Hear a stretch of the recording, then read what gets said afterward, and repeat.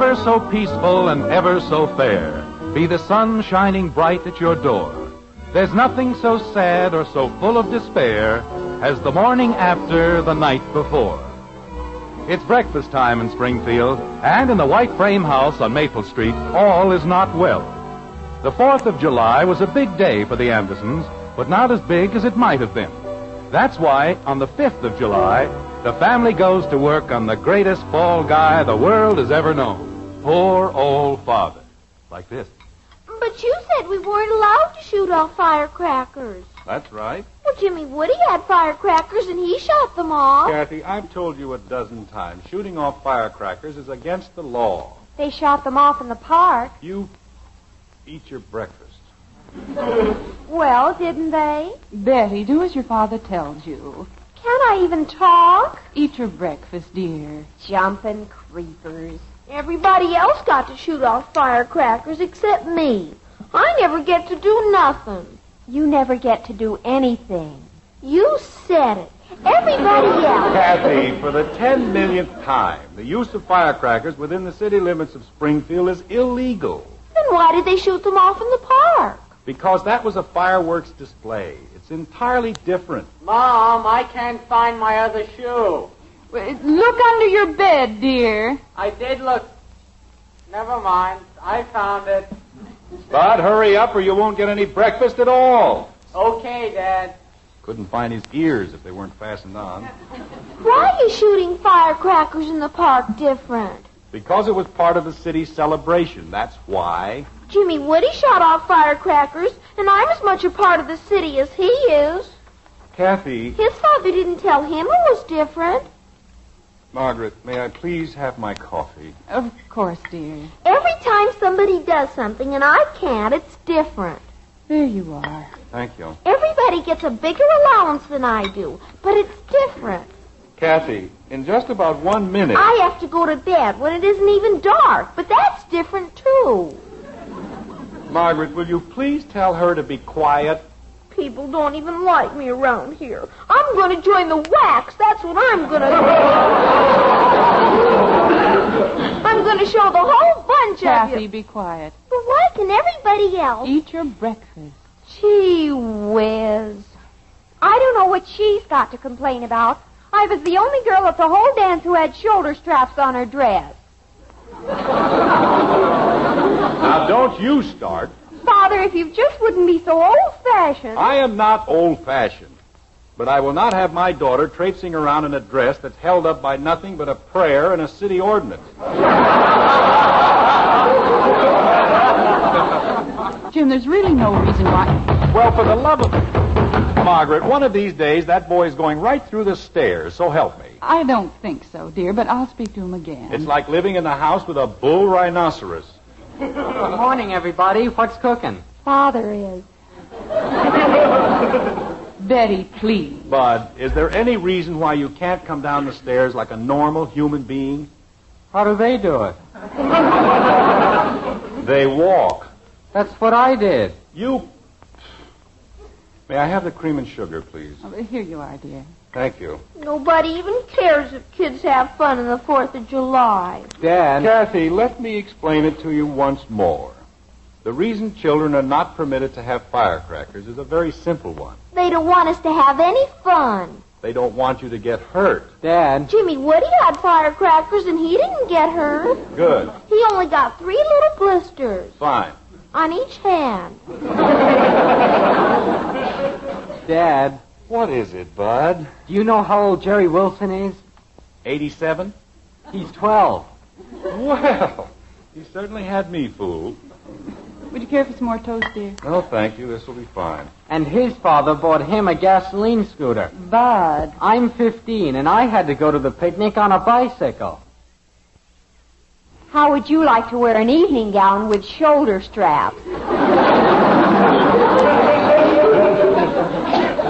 I don't even like the 4th of July. I never saw such an awful day in my whole life. Well, you all had a pretty miserable time yesterday, didn't you? Well, gosh, Dad, if a 12-year-old kid can have a gasoline You had scooter... nothing on your busy little minds but firecrackers and shoulder straps and gasoline scooters. Important things like that. Father. Nobody thought about the 4th of July, what it means, what it is. When I was a boy, the biggest thrill of the year was raising the American flag on Independence Day. But you were busy with more important things. Maybe that's the trouble with a lot of people in this country. They haven't the time to honor their flag or think of what it means to them as individuals, as a people. Holy cow, Dad. Be quiet, Bud, and listen. Yes, ma'am. We've all lost sight of the fact that the freedoms we take so much for granted, the right to speak our minds, the right to live as we choose, weren't always ours. Less than 200 years ago, our ancestors had to fight for them. And they didn't intend that Independence Day should be spent killing one another on the highways or blowing ourselves to bits with firecrackers. They fought, and some of them died, to give us freedom. And now we've forgotten them. Father, we know all about Thomas Jefferson and Benjamin Franklin. I know about George Washington. I don't mean people like that, kitten. I mean plain, ordinary people like ourselves. The families of merchants and lawyers and hard-working farmers. Those are the people we've forgotten. The people who fashioned a whole new nation out of blood and tears and gossamer dreams. You know, 175 years ago, there was no United States of America. There was only a feeling of great unrest and resentment among the American people. In the larger cities, Boston, Philadelphia, New York, there was a sort of seething tension in the streets, in the coffee shops, everywhere. But life went on. People lived as they must always live.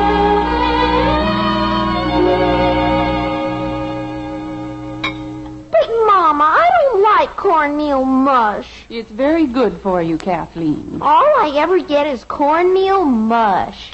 We'll have no arguments, child. Eat your breakfast and be quiet. Yes, Papa.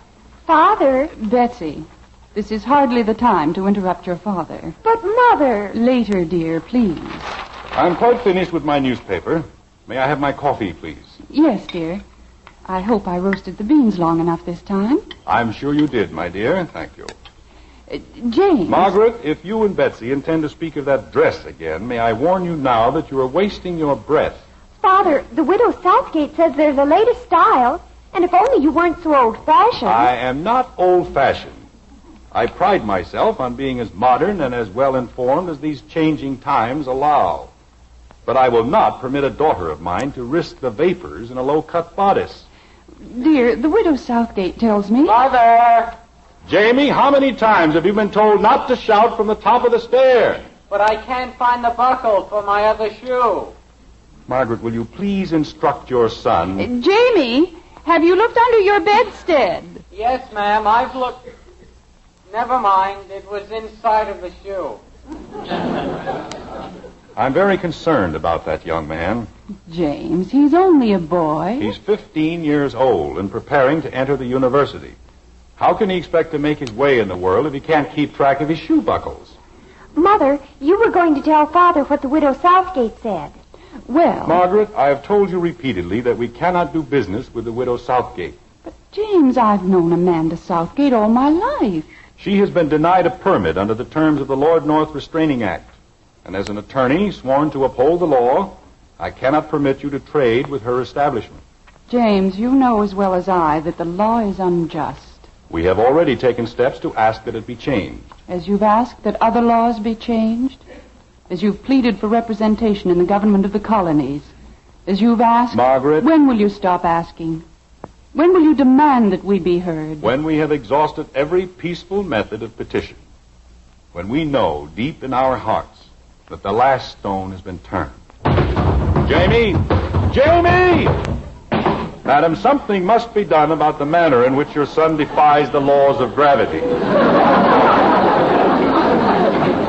Has Parliament passed a law about that, too? Good morning. I trust everyone is well. Good morning, Good morning, son. Brother. Jamie, Yes, Father? what are you trying to establish in this constant attack on a perfectly innocent staircase? I presume that was you descending the stair, or was it a band of horsemen pursuing a wild boar through our sitting room? Father, I'm certainly glad you mentioned it. Do you know Jeremiah Wilson? Did I mention Jeremiah Wilson?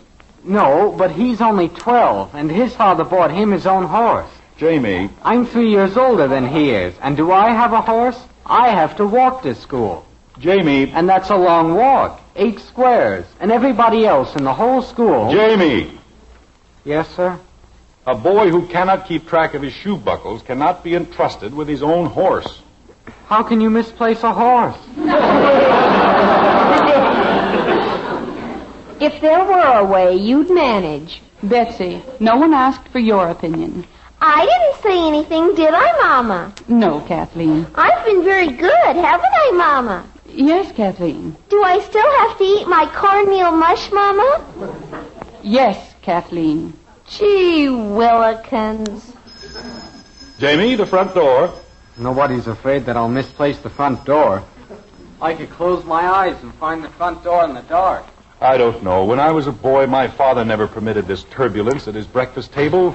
Breakfast was a quiet meal, peaceful and calm. There was none of this excitement and confusion. Everything was well ordered and contained.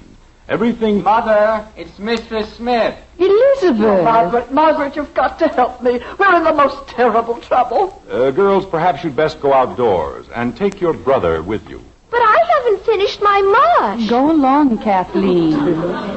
Good day, Mr. Smith. Come along, Katie. Don't call me Katie.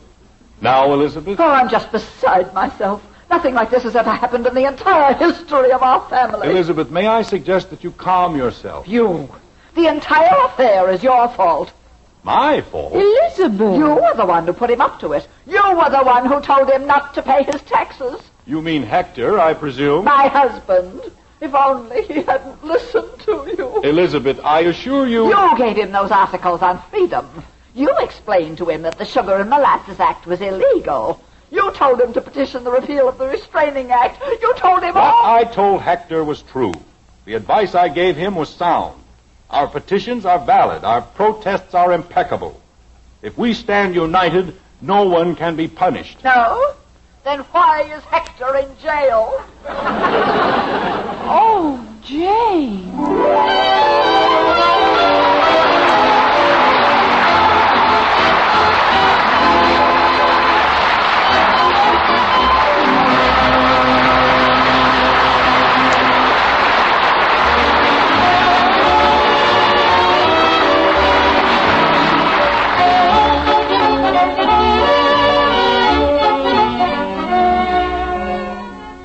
Say, that's what I call truly good coffee. How about a second cup, darling? Those are wonderful words to hear, especially when you hear them from the world's greatest coffee expert, your husband. Of course, lots of folks think of us as experts, too, since more families do buy our Maxwell House coffee than any other brand. But when you make coffee for your husband, why, he's the expert whose say-so you care about. And tomorrow, if you'll just pour him a cup of heartwarmingly good Maxwell House coffee, we're mighty sure he'll say, Best coffee I ever tasted. In fact, we'll return your money if he doesn't say that. You see, only Maxwell House has that wonderful good to the last drop flavor, because only Maxwell House has the recipe. It's one that demands choice, extra flavor coffees, blended and roasted just so. And since no coffee is made like Maxwell House, no other coffee tastes like Maxwell House. Tomorrow, serve our Maxwell House to your husband. If he doesn't say, best coffee ever, why, just send us the can and unused portion, and we'll gladly refund your money. Our address is right on every familiar blue tin. Yes, to please the world's greatest coffee expert, your husband. Serve him Maxwell House coffee. Always good to the last drop.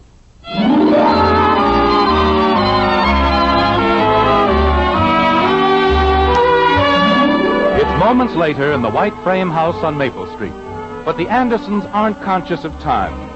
They've been swept back to the days of the American Revolution, to the story of a family much like their own. They've moved through the streets of an early American city, through the doors of the Court of Justice, and there they sit quietly, patiently, while an 18th century Anderson prepares to defend the rights of his friend Hector Smith.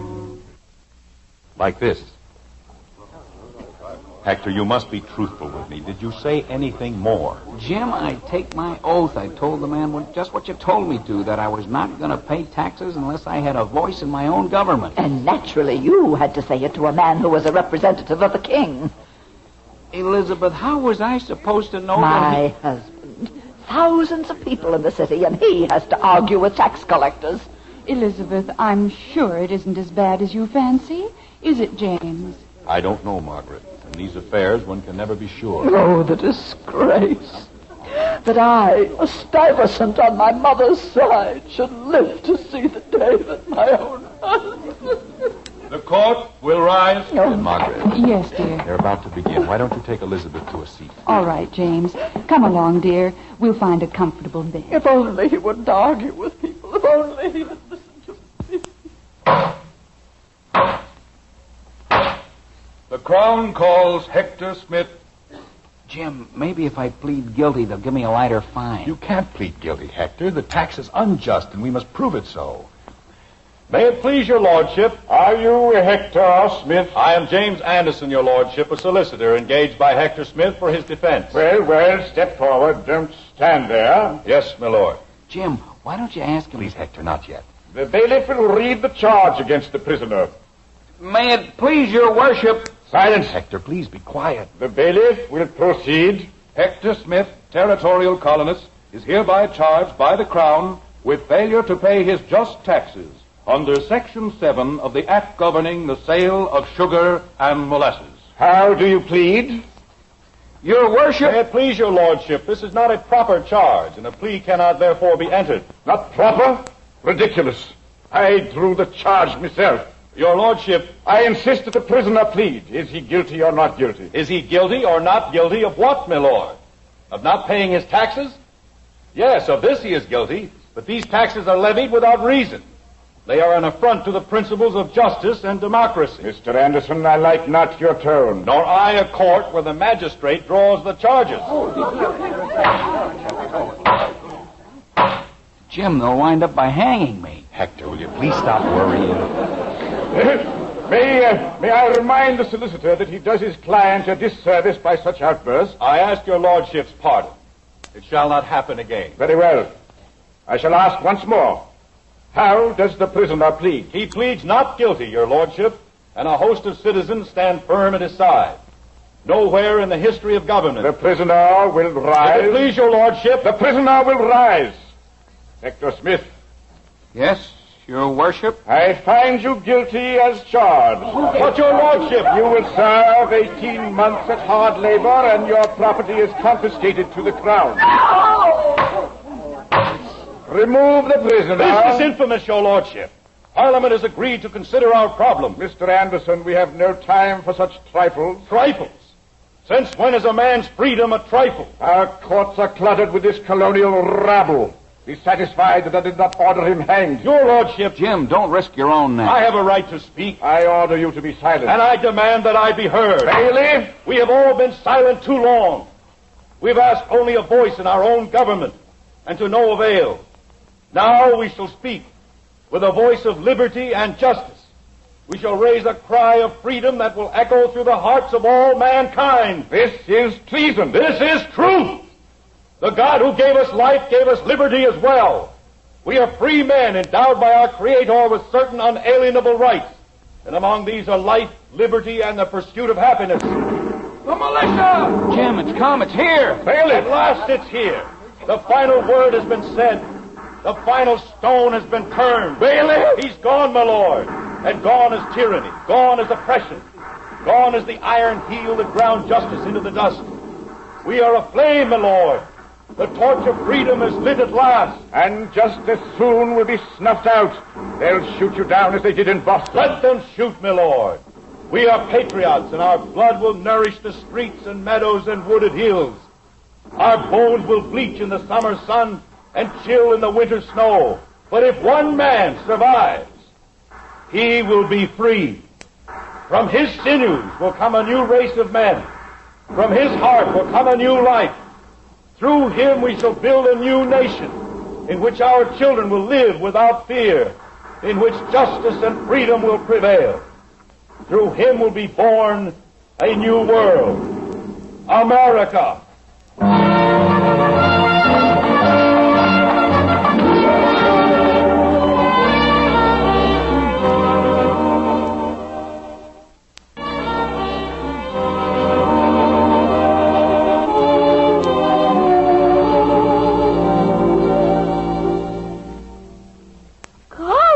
Did that happen on the 4th of July? Well, not exactly, Kitten. That sort of thing went on for years, all over the colonies. Well, what did happen on the 4th of July? Oh, are you a dope? They signed the Declaration of Independence. But I wish you wouldn't speak to Kathy that way. But how can she be so dumb? All right, genius. Who signed it? What? Who signed the Declaration of Independence? Oh, gosh. Practically everybody. Bud, the Declaration of Independence was signed by 56 men. Well, that's a lot, isn't it? Daddy? Yes, Kathleen? There's only one thing I don't understand. What's so wonderful about the Declaration of Independence? He'll tell you some other time, dear. Margaret, if you don't mind, I'd just as soon tell her now. While he's in the groove. While I have all three of my knot-headed children in a listening mood.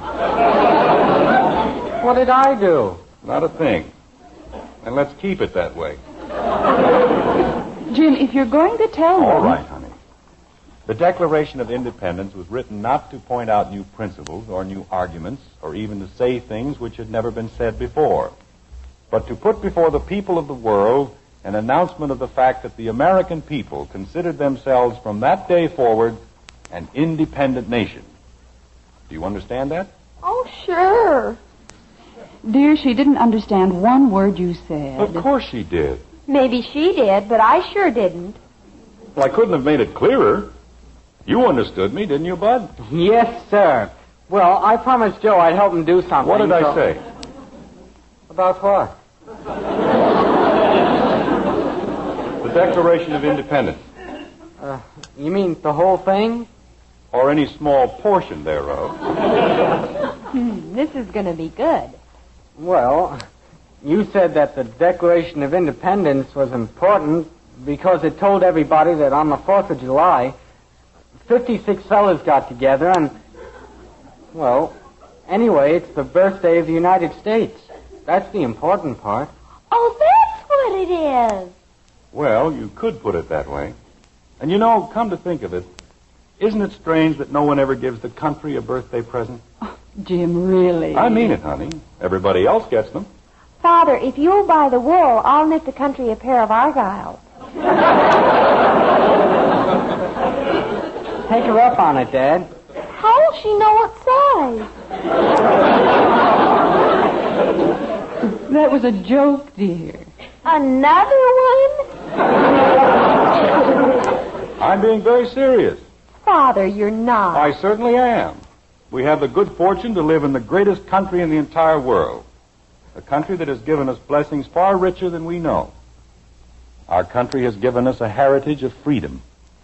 Freedom of speech, freedom from want, freedom from fear, freedom to worship in any church we may choose. It gathered us, all sorts of Americans, from the far-flung corners of the earth and made for us a home. Give me your tired, your poor, it said, your huddled masses yearning to breathe free, the wretched refuse of your teeming shore. Send these, the homeless tempest-tossed, to me. I lift my lamp beside the golden door. Our country has a birthday every year, celebrated on the 4th of July, and all of us, no matter how rich or how poor, can afford the only gift it wants, a pledge of undying loyalty and devotion, a vow that in the year ahead we'll remember and observe the simple principles of democracy, a promise that, to the best of our ability, we'll live as Americans.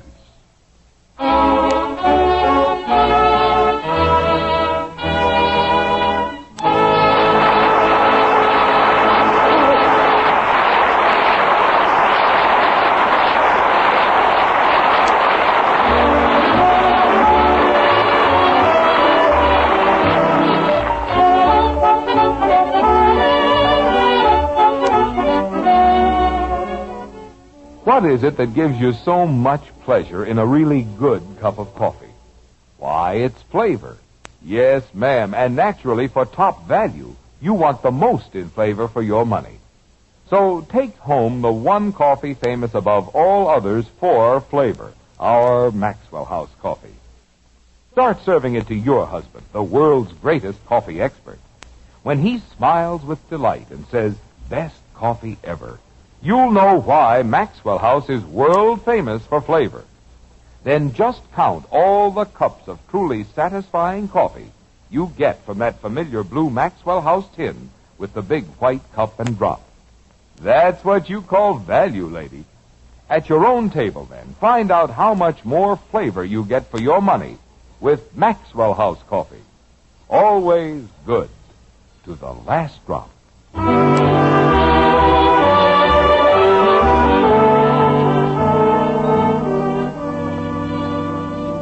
Ladies and gentlemen, this is Robert Young. Tonight, Father Knows Best brings to a close its second season of broadcasts, and all of us will leave on our annual vacations.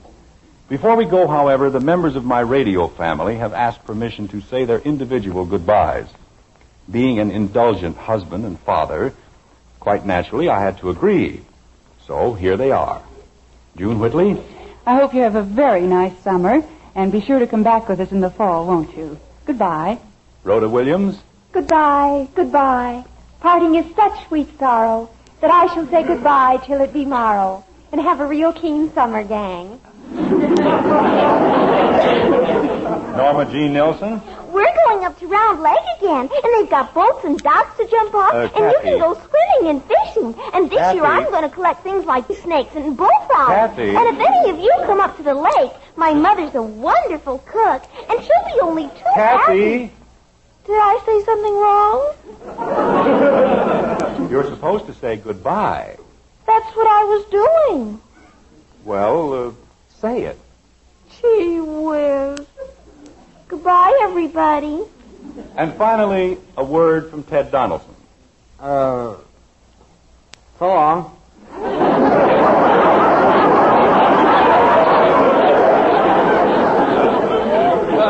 That was the word. Well, that just about does it, neighbors. I'm heading north to see a man about some fish, and I'll be driving carefully all the way. Oh, just one more thing before I go. If you take any trips this summer, leave early enough so you won't have to drive in a hurry. Then we'll all be around when it's time to get together again in the fall. That's the ticket. See you later. Bye. Bye.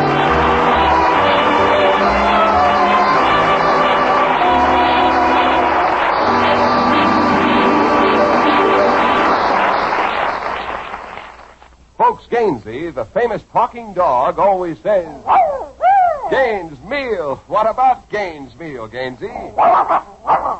Nourishes every inch of a dog. It sure does. Kennel and laboratory tests prove Gaines meal supplies balanced nourishment your dog needs for good health. Yet Gaines costs less to feed than any other type of dog food. So, folks, get Gaines meal. America's largest selling dog food. Remember, Father Knows Best, starring Robert Young as Jim Anderson, with Roy Barkey and the Maxwell House Orchestra, will return to the air over these same NBC stations on Thursday, September 6th. Our broadcast time will be 1/2 hour earlier, and your local newspapers will remind you of date, time, and station. So until September 6th, this is Bill Foreman saying good night and good luck from the makers of Maxwell House, America's favorite brand of coffee. Always good to the last drop. Father Knows Best is transcribed in Hollywood and written by Ed James. Now stay tuned in for Dragnet, which follows immediately over most of these stations. Dragnet, the story of your police force, is next on NBC.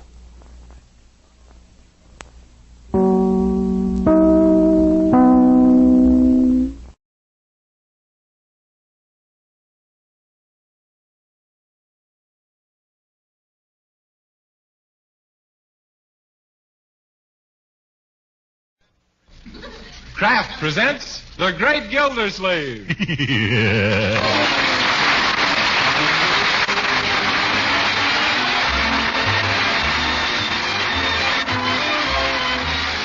The Kraft Cheese Company, who also bring you Bing Crosby every Thursday night, present each week at this time Harold Peary as the Great Gildersleeve, written by Leonard L. Levinson.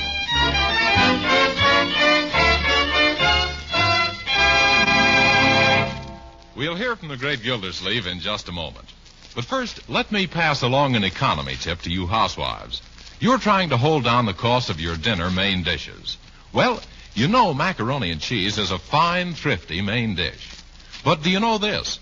With the product called Kraft Dinner, you can make grand macaroni and cheese thriftily and make it in just 7 minutes cooking time. You see, every package of thrifty Kraft Dinner contains a special quick-cooking macaroni. Also, some Kraft Grated, which lets you sprinkle the cheese goodness through and through the fluffy macaroni. In a jiffy, you have a delicious, economical main dish. When you're in the food store, it's smart to buy several packages of Kraft Dinner, for the family will want Kraft Dinner macaroni and cheese often. Tomorrow, ask for Kraft Dinner.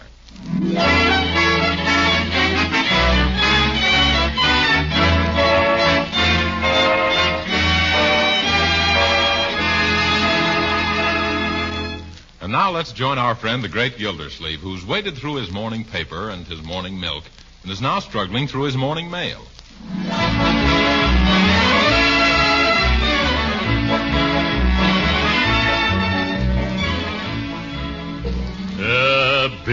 Bills, nothing but bills.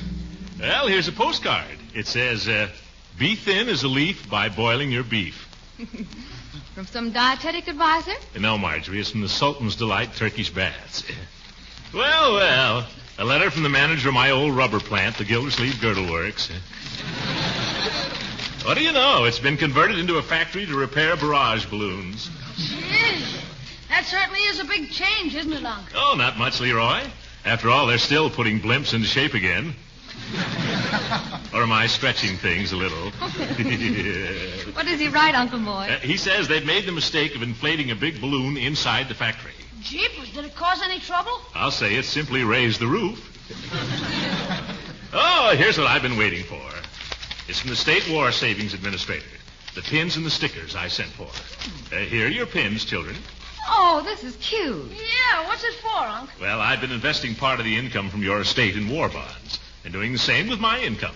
Now, we're all full-fledged members of the 10% Club. The 10% Club? What kind of a club is that? Leroy, it's the club that's going to help give the Axis a beating. Look, they sent us stickers to put up in our front window, too. Oh, yes. We're buying at least 10%. Uncle Mort, you have 2 stickers. Sure. I forgot to tell you, we're investing 20%. Well, this 10 is certainly what the well-dressed American will wear this summer. Gee, Unc, you've got one left over. Can I have it for my pajamas at night? Yeah. No, Leroy, that one belongs to Bertie. Her 10% is deducted out of her paycheck each month. Oh, Bertie! Yes, Mr. Gildersleeve. You want a spot of black coffee? No, Bertie. I've got a spot of red, white, and blue for you. Here's your 10% club pin. Well, thank you, sir. Don't thank me. Thank Uncle Sam. Or rather, Uncle Sam thanks you. No need to do that. I'd like to be over there playing the Stars and Stripes Forever on that Hitler's head with a skillet. Yeah. But if I can, I'm going to use some of my dough for bomb dumplings to go with his cooked goose. That's the right spirit, Bertie. As I said to Judge Hooker, oh, my goodness, I'm late for the office. Where's my hat? Under your arm, Unc. Oh, I see. Then where'd I put my briefcase? On your head. Oh! Hey, goodbye, everybody. Bertie, don't forget to take this umbrella stand out of the hall, because someday somebody's liable to trip over it. So long. Oh, poor Uncle Mort.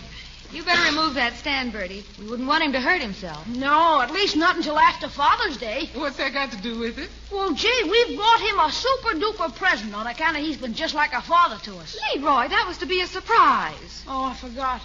Now, Bertie, you got to promise you won't breathe a word about the present for the present. Well, how can I when I don't know what it is? Well, it's just what he's been wanting. A great big easy chair. Yes, sir, a green leather club chair. Oh, Marge, now you've given it away.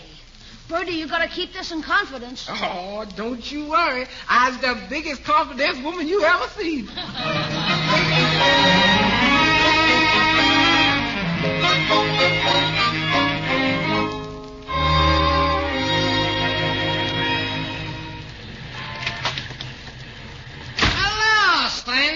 Oh, Schlepperman. Welcome to Schlepperman's Overstuffed Furniture Store. And is this store overstuffed with furniture? Well, Sam, how are you? Physically, I'm in the pink. Financially, I'm even more so. I'm in the red. What can I do for you if I'm not being too continental? Oh, really nothing. I just thought I'd drop in and browse around. Oh, go right ahead. Everybody's doing it. Business has been very browsy lately. And if you don't see what you want, just remember, can I help it if my stock is monotonous? I saw a nice display of leather club chairs in the window. That's why I came in, Sam. I was sort of daydreaming, with Father's Day on Sunday. Wouldn't it be nice if I were a father? That's a little short notice. I don't think you can make it. Yeah, I know that, Slep.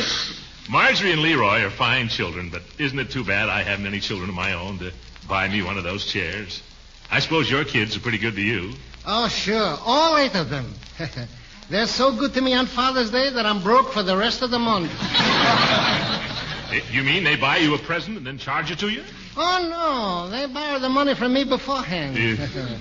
Look, Guilty, if you had kids, they'd do the same thing. So why don't you pretend you have a son and that you're him and he wants to buy you a nice chair? Go on, don't be stingy with the boy. Now, don't you go to work on me, Schlepperman. I already have a soft spot for that brown leather club chair. Yes, and the vice versa.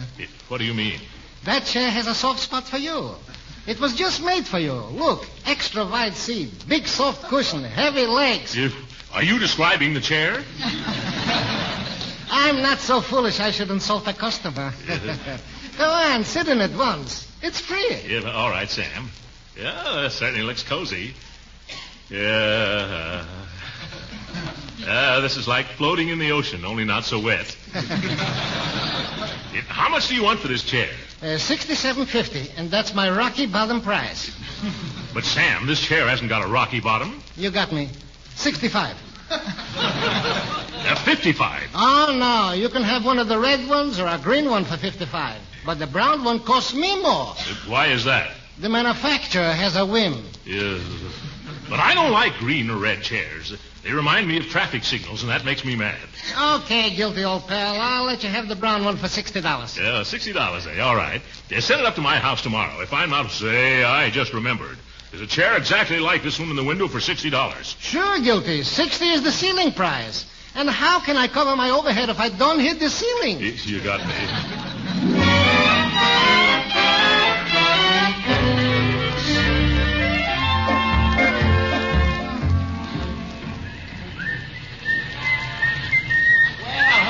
Gildersleeve. Well, hello, Judge Hooker. This is my sister, Amelia. Amelia, this is Throckmorton P. Gildersleeve. Oh, I'm glad to know you, Mr. Gildersleeve. Well, this is a pleasure indeed, Miss Hooker.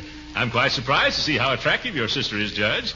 The way you always talked, I thought she was... By the way, Gildersleeve, I'm glad I ran into you today.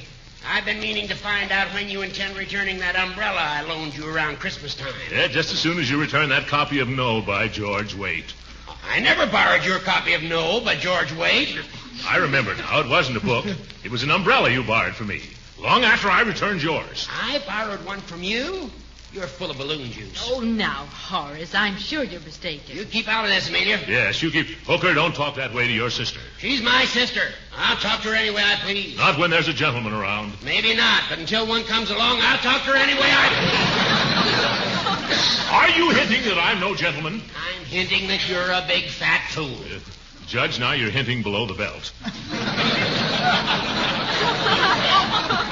Really, Miss Amelia, I never expected you to be so attractive with such an insignificant... And stop making goo-goo eyes at her. Well, I'm not making goo-goo eyes at her. That's just the victimatura in me coming out.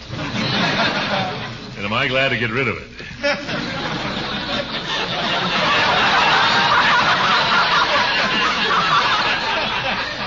Goodbye, Miss Amelia. I hope I see you in better company the next time. You better return my umbrella, you deadbeat. Oh, quiet, Horace. My goodness, let that nice Mr. Gildersleeve keep it. You've got 2 umbrellas in the closet downstairs. Oh, no. Oh, yes. One with a gold handle and the other with a broken rib. Oh, great Scott. Well, what's wrong? That broken one is Gildersleeve's, and the gold handle one is the one I loaned him. Well, Horace Hooker, shame on you. Now, you must do something to make up for the way you've insulted Mr. Gildersleeve. Well, maybe I'll buy him something for his birthday. It's the 21st. The 21st? Well, that's Sunday. Okay, then I'll send him a postal card. Special delivery. You'll do nothing of the sort. Now, you come with me. Where are you going? Over to Obler's department store to buy Mr. Gildersleeve a birthday present. I saw the most comfy red leather club chair in the window this morning.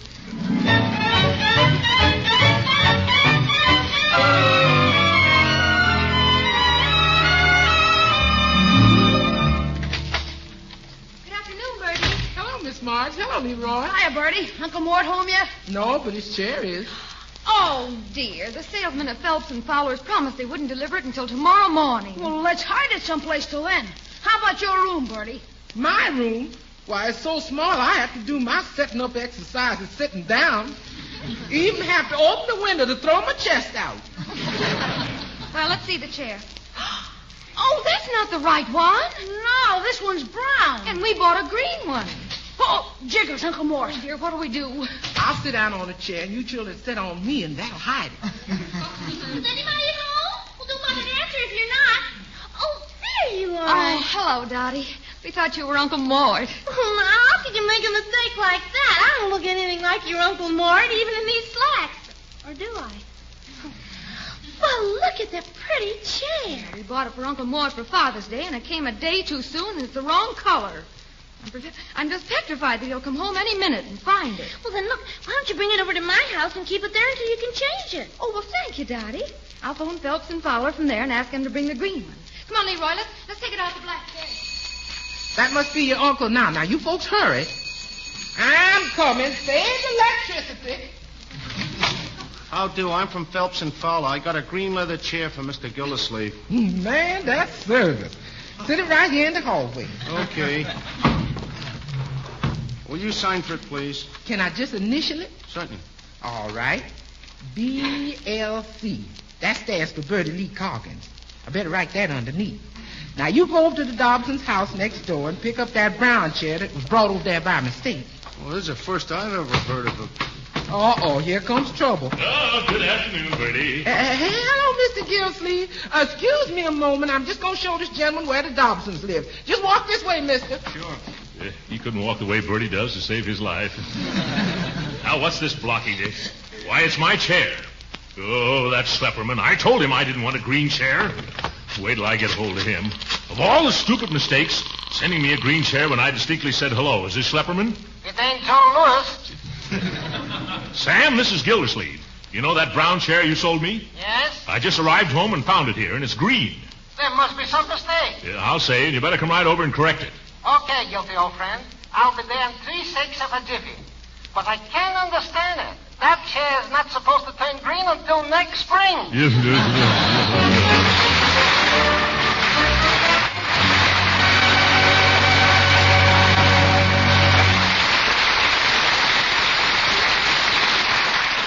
The great Gildersleeve will be with us again in just a few minutes.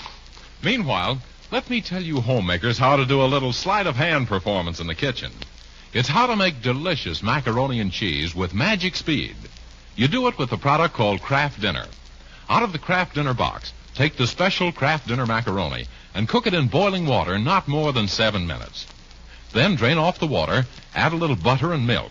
And with the Kraft grated that also comes in every Kraft Dinner package, sprinkle the cheese flavor through and through. In as little time as it takes you to make the coffee, you have a grand money-saving main dish ready. Macaroni and cheese that the whole family will go for, cooked in only 7 minutes. It does seem like a sleight of hand trick, doesn't it? Well, get set to do this kitchen magic real soon. Tomorrow, ask your food dealer for Kraft Dinner.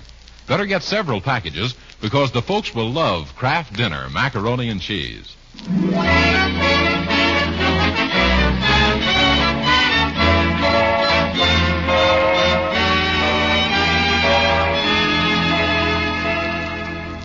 And now let's return to the great Gildersleeve, who's taking a short nap, completely unaware of the fact that Mr. Schlepperman has come with another brown chair and taken back the green one that Marjorie and Leroy brought for Father's Day. Right now, his niece and nephew are returning from Dottie's house. I sure hope Uncle Mort likes the chair we picked out. Oh, I'm positive that he will. Oh, I can just see him now, stretched out on that comfy green leather. smoking a cigar. And spilling the ashes all over his vest. Well, we'll get him an ashtray. One of the... Leroy! You see what I see? You mean that brown leather chair? We just got through hauling it over to Dotty's. And then I saw the delivery man take it away. He must have brought it right back here. Well, let's get it back to Dotty's before Uncle Mort sees it. Oh, that's the front doorbell. Come on, brother, out through the kitchen. Bertie, someone's ringing the bell. If this keeps up, I'm going to be worn down to a shadow, size 42. Hello there, Bertie. Hello, Judge Hooker. I've got a little surprise for Mr. Gildersleeve. Oh, what, you two? Yes, look. You mean that red leather chair? Yes. Now, I don't want you to breathe a word about it to a soul. Who, me? Don't you worry. Alongside of me, the Sphinx is just another Gracie Allen.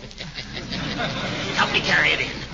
Now, just put it in the living room for Gildy. And don't tell him who it's from. Let him guess a while. But, Judge Hooker... I wonder what he'll say when he finds out. I know. He'll say, ooh, ooh, ooh, ooh, ooh, ooh. Yes, well, goodbye. And remember, mum's the word. Yes, sir. Mum's the word for Father's Day. Green chairs, red chairs, brown chairs. Where are we going to put them all? Bertie, did a man bring a chair while I was asleep? Yes, sir, frequently. Oh, well, at last. Now I'll... Bertie, am I seeing red? I don't know, but you sure is turning red. This is the last straw. I told that slipperman to take his green chair back and bring me my brown one. And now it turns out to be red. Give me that telephone. Thank you, Bertie. Do you know anything about this? Ooh, me? No, sir. I was just an innocent byproduct. I'm going to get to the bottom of this chair business, right down to the seat of the trouble, or my name isn't... Slapperman Studio Fine Furniture. Sam Slapperman, Soul Prop speaking. I'm going to knock the prop out from under his soul. Hello, this is Gildersleeve again. Hello, Guilty. Did you find your chair? Yeah, I found the chair all right. Low, wide, and handsome, ain't it? Yes, and it's also red. Who read it? No, the color is red. I feel the funniest sensation in my ears, as if you said the color is red. That's what I did say. But, Rocky boy, I personally delivered to your house one genuine brown leather chair. Not khaki, not mocha, cocoa, or karaoke, but brown. B-R-O-W, and so forth. I'm looking at it right now, and it's red. Say, it's undressed leather. Maybe it's blushing. Well, this time I'm going to make sure there's no mistake. How? I'm going to load this chair on my rumble seat and bring it over to your store. And if I don't get a brown chair this time, I'm going to buy a war bond with the money and sit on that for the next 10 years.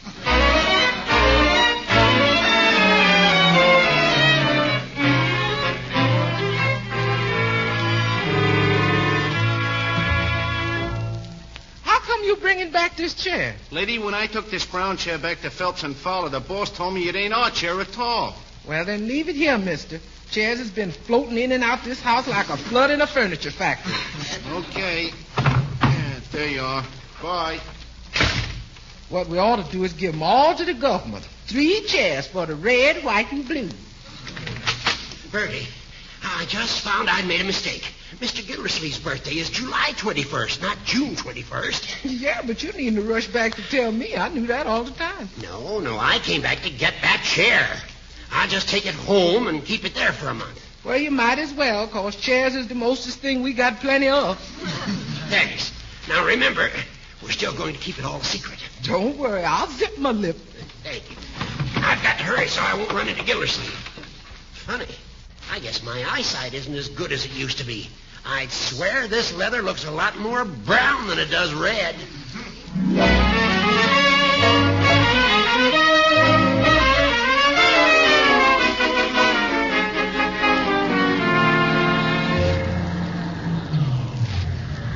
Honest, Guilty, I still insist that this is the 3rd brown leather chair I'm bringing into this house today. But what about the green one and the red one? They ain't mine. That's why I brought them along in the back of the trunk. You can have them.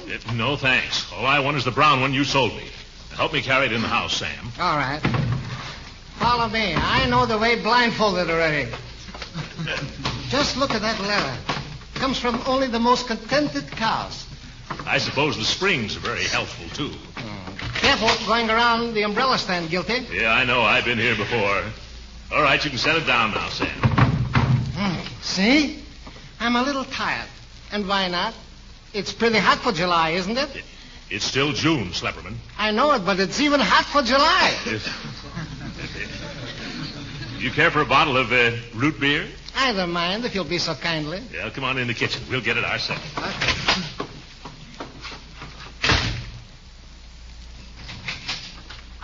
Gee, where is everybody today? Seems as though... Oh, for Pete's sake, how did that brown chair get back in here again? I bet that old Dottie hasn't sense enough to leave it over at her house. Well, there's nothing for me to do but drag it back next door again. Next time I'm going to attach an outboard motor to it. Come on, Cher, let's go. No, Sam, I keep telling you. Those red and green chairs are not mine. But, Guilty, what happened to the two other brown ones? I don't know. You can see for yourself that I've only got that... Where's the chair we brought in here just now? Why ask me? I was in the kitchen with you drinking. Root beer, remember? That's right. Let's look around. It couldn't have walked off, could it? I don't know. Maybe it was a discontented cow after all. By George, I've heard of disappearing beds and fading wallpaper. But this is the first time I've ever seen a vanishing club chair. I wouldn't have believed it if I hadn't seen it with my own eyes. And now that I don't see it, I still don't believe it. It's nowhere around here. There's only one thing to do. Hand me that telephone. Here you are. What are you going to do? Call the police. A good idea. The lowlife who did this should get the chair. Should. He did.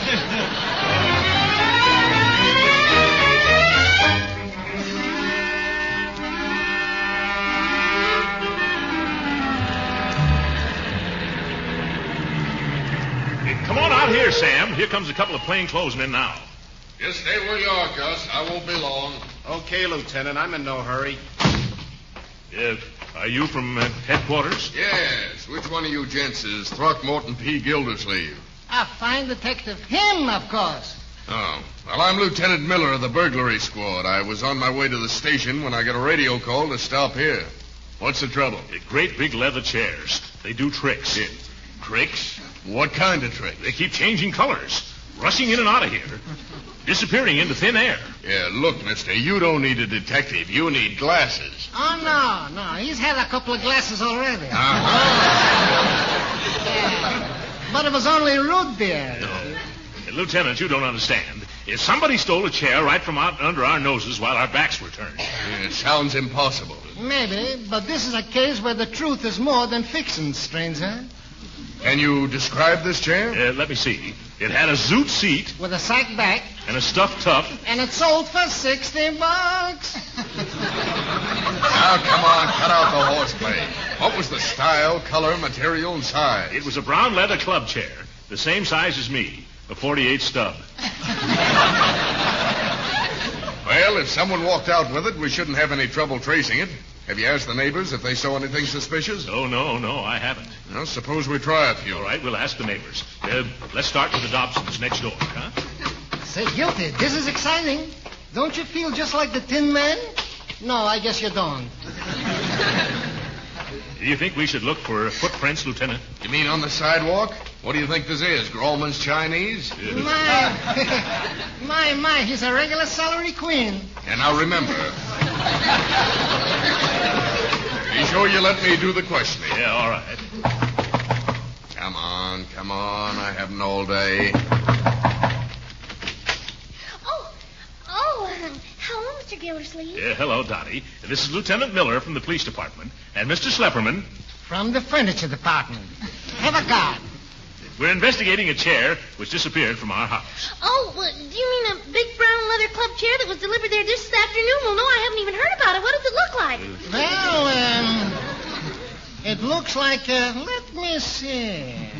It looks exactly like both of those brown chairs in your hallway. Oh? All right, young lady. Start talking. No, Lieutenant, don't get her started talking.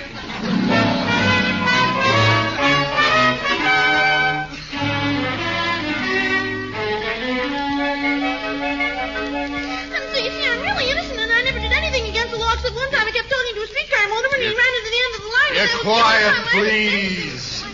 wish they'd ration her gas.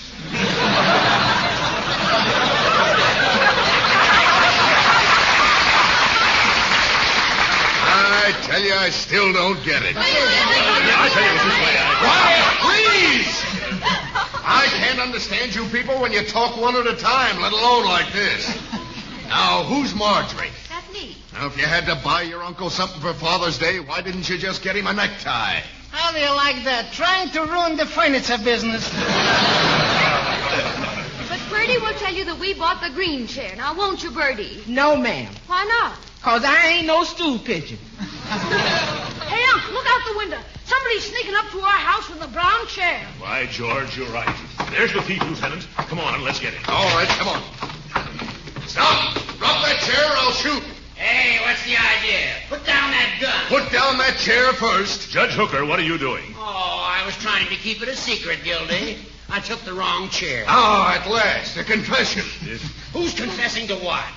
I just made a mistake, that's all. Yes, Judge, a fatal mistake. When you stole that chair, you dragged yourself off the bench. You don't understand.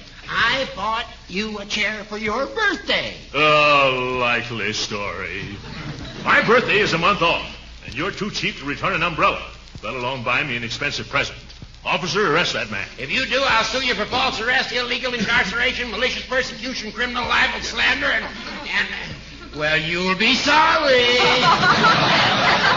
I'm not going to take any chances. Load all the chairs in Slepperman's truck. I'm going to haul all the evidence and all the witnesses down to headquarters. Before I go, I insist on phoning the chief of police. Oh, okay. Come on into the house with me. The chief of police is his uncle or something. Hey, Slepperman, did you hear what the lieutenant told us to do? Sure, it's easy. I've already got the red and green ones on. Also the 2 brown ones from Miss Dolly's house. All I got to do is lift up the one the judge lifted. Like this. And we're ready to go. Oh, say, Mr. Gildersleeve. Huh? Oh, yes. You're Gus, the lieutenant's partner, aren't you? Yeah, that's right. If he's going to take you all down in a squad car, I better take the truck and drive the evidence down to headquarters. That's an excellent idea. Hey, Slepperman, give the officer your keys. All right. Be careful with the clutch. It grabs. I'll watch it. Yeah, certainly be glad when we can get this all unraveled. When I can find a seat, I can call my own. You said it, guilty boy. This has been a most hectical day. Yeah. Oh, well, here comes the lieutenant and Hooker now. Well, Mr. Gildersleeve, I just had a little talk with the chief. He says for the lieutenant to forget the whole matter. So all you people get in a huddle and divide up those chairs among you. Say, where's Gus? You mean your partner? He drove the truck with the chairs down to police headquarters. My partner? That wasn't my partner. That was Gus Burns, a crook that I was taking to jail. Oh, my goodness. Oh, my truck. Oh, my chairs. Oh, my.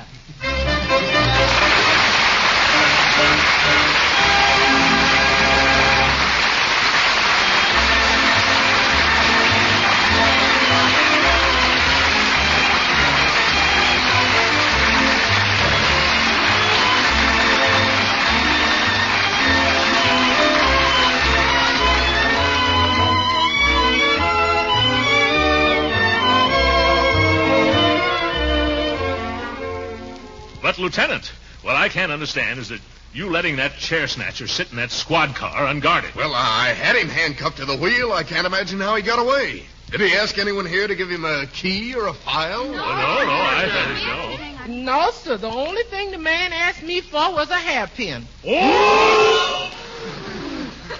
Good night, folks.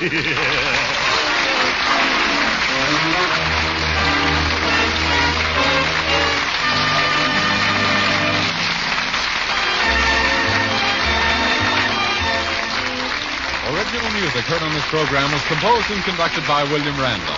This is Jim Bannon speaking for the Kraft Cheese Company and inviting you to tune in again next week at the same time for the further adventures of the Great Gildersleeve. This program has reached you from Hollywood. This is the National Broadcasting Company.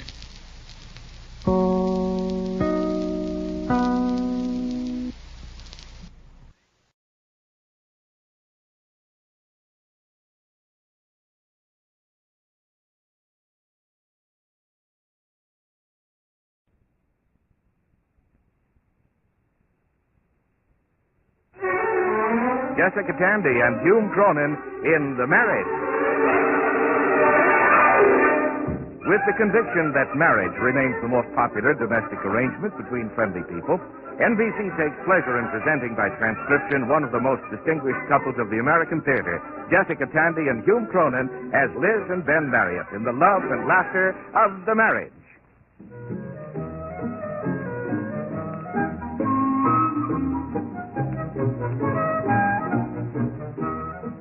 On the day that my father retired from his position as elementary school principal, he announced to the family that he did not intend to run down like an 8-day clock at the end of the week.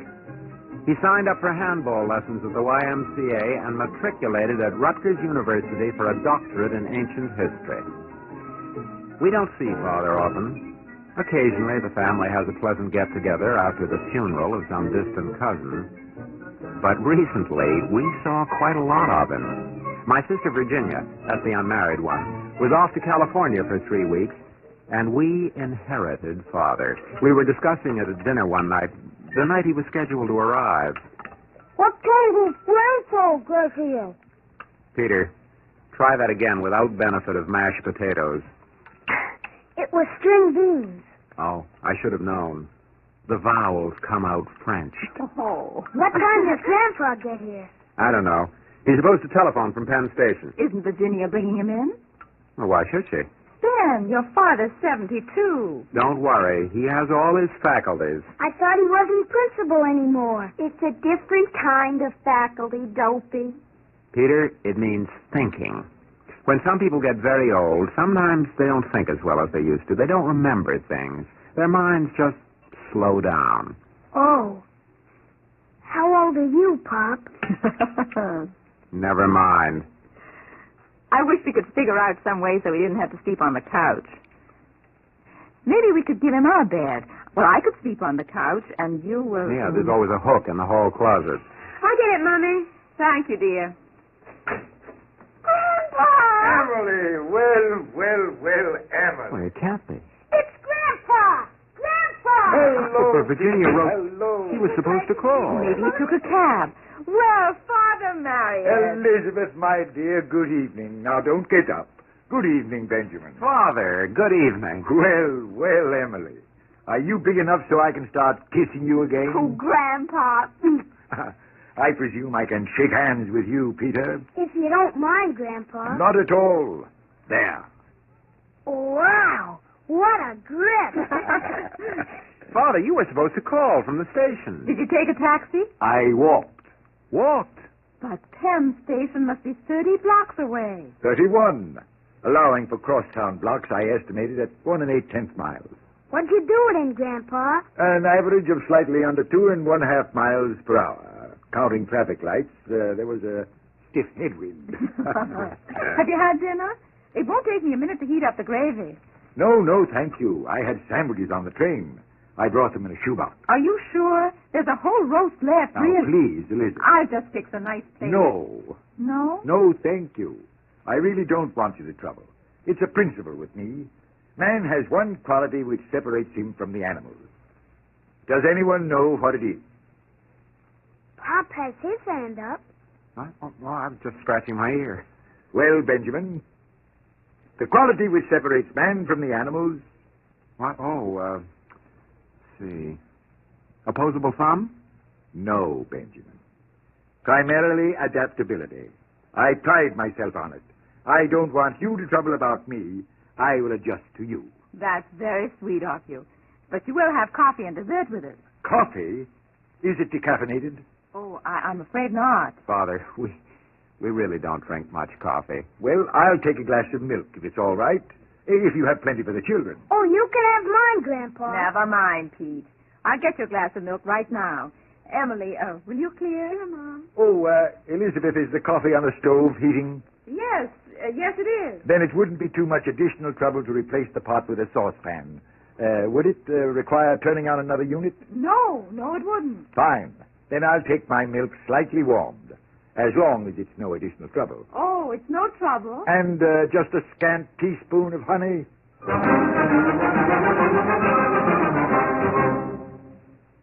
Father always was an active conversationalist. I remember breakfast when I was little as a very educational experience.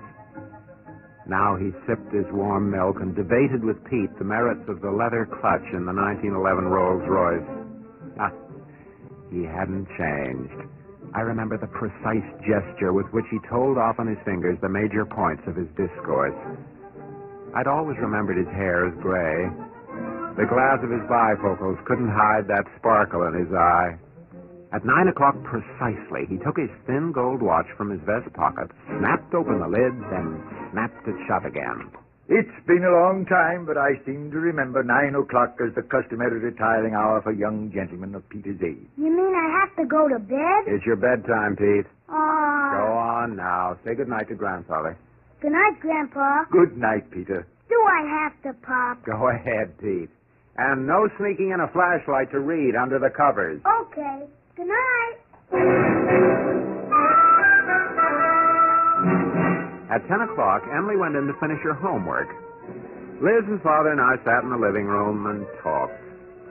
Father had just read an article on progressive trends in education. In my school, I always saw to it that the children graduated knowing at least 100 facts of cardinal importance. But who chose which 100 facts were the most important? I did. Oh. Did the children enjoy it? I don't think so. From 1928 until I retired, I believe I was known to several generations of students as Old Picklehead. It used to appear on the walls of the washrooms with remarkable consistency. I had a custodian working an hour a day erasing it. But do you think it was really worth it? No. Children will write on walls in washrooms. I mean the 100 facts. Father, I don't think you mean to say that the purpose of education is only... Excuse me, Benjamin. I see it is exactly 11:27.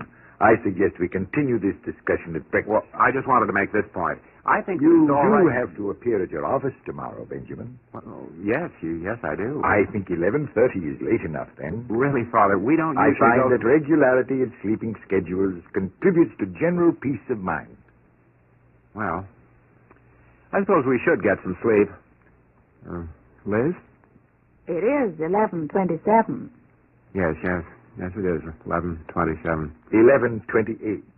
Good night, Elizabeth. Good night, Benny. Good night, Father. Good night.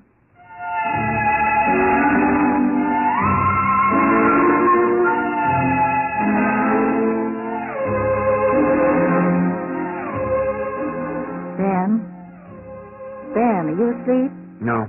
Neither am I. Really? I'm not sleepy at all. Why not? Well, for one thing, we don't usually go to bed till around 12:30. No, we can use the extra sleep. What extra sleep? I'm going to turn on the light and read. What do you think? About what? Your father. What should I think?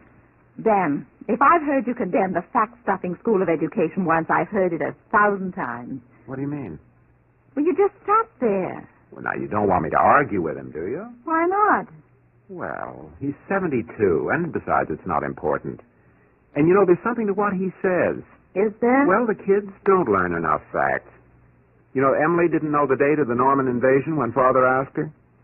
Were you embarrassed? Oh, a little, sure.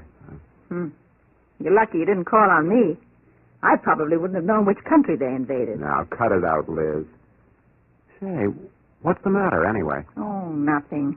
I don't really know. What's that? Father must be going to bed. He believes in fresh air for sleeping. That one was in the kitchen. Father has all the extra blankets on the couch. Oh, we'll be warm enough. At 15 degrees?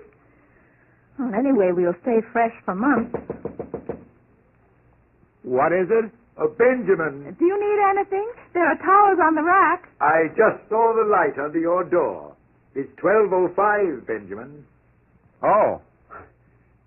All right. Good night, son. Good night. Benjamin. Yes? Do you think I could sneak in a flashlight and read under the covers?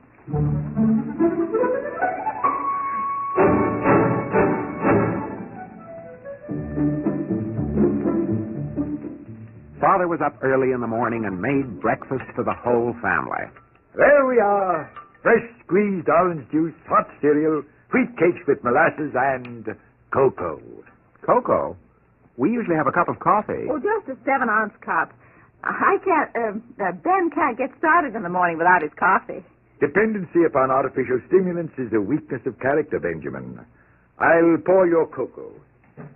I want my coffee. Now, Liz, you don't want to hurt his feelings. After all, he did make the breakfast. Without coffee. I'll have it in a minute.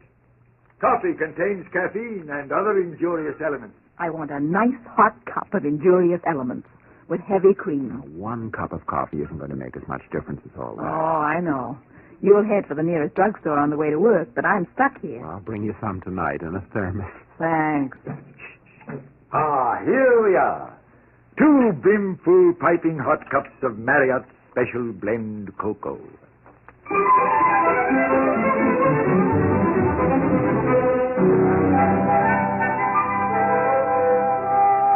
Well, are you having some trouble, Emily? I sure am, Grandpa.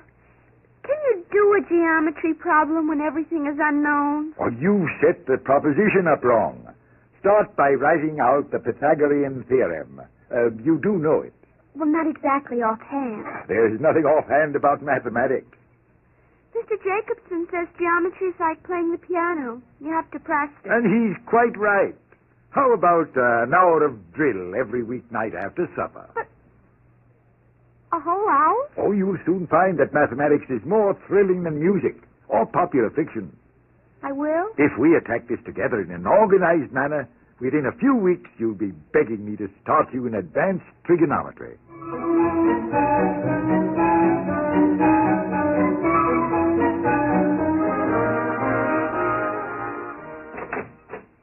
Hello! In the kitchen, Ben.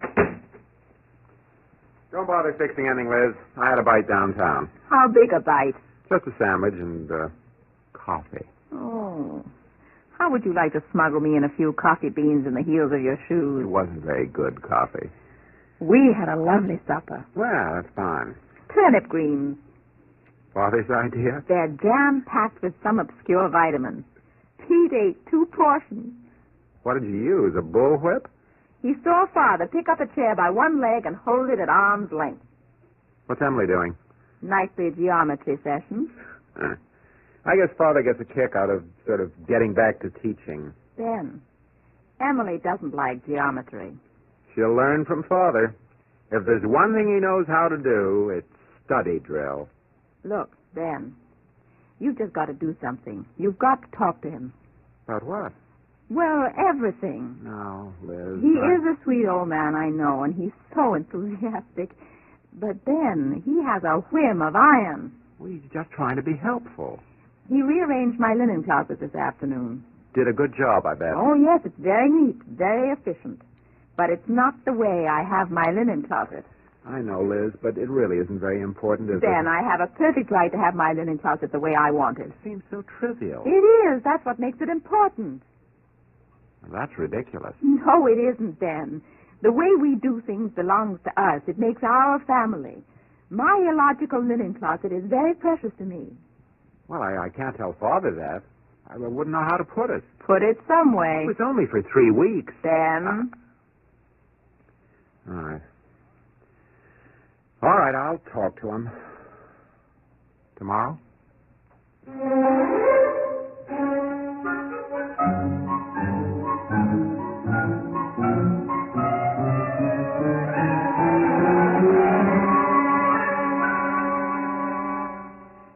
You see, Father, I don't quite know how to put this. We've always been rather relaxed about things. We've been flexible. I've noticed that, Ben. You were like that when you were a boy. Was I? Oh, yes. You always used to have your knickers down around your ankles. My. Refused to wear garters. Pull up your trouser leg. What? Oh, trouser leg. I thought so. Still no garters. Well, I don't really need them, Father. I mean, these are rib-topped socks. Garters are a mark of a careful and prudent man. Father, I don't use... I'll buy you a pair tomorrow. Father, I want to talk to you about, well, the whole question of our family routine. I thought you'd want to talk about that, Benjamin. I enjoy helping you children. I'm glad I'm still needed. I think I'll run out and get those garters tonight. You can wear them to the office tomorrow. Ben, did you talk to him? Yes, I talked to him. Well, what happened? I have to wear garters.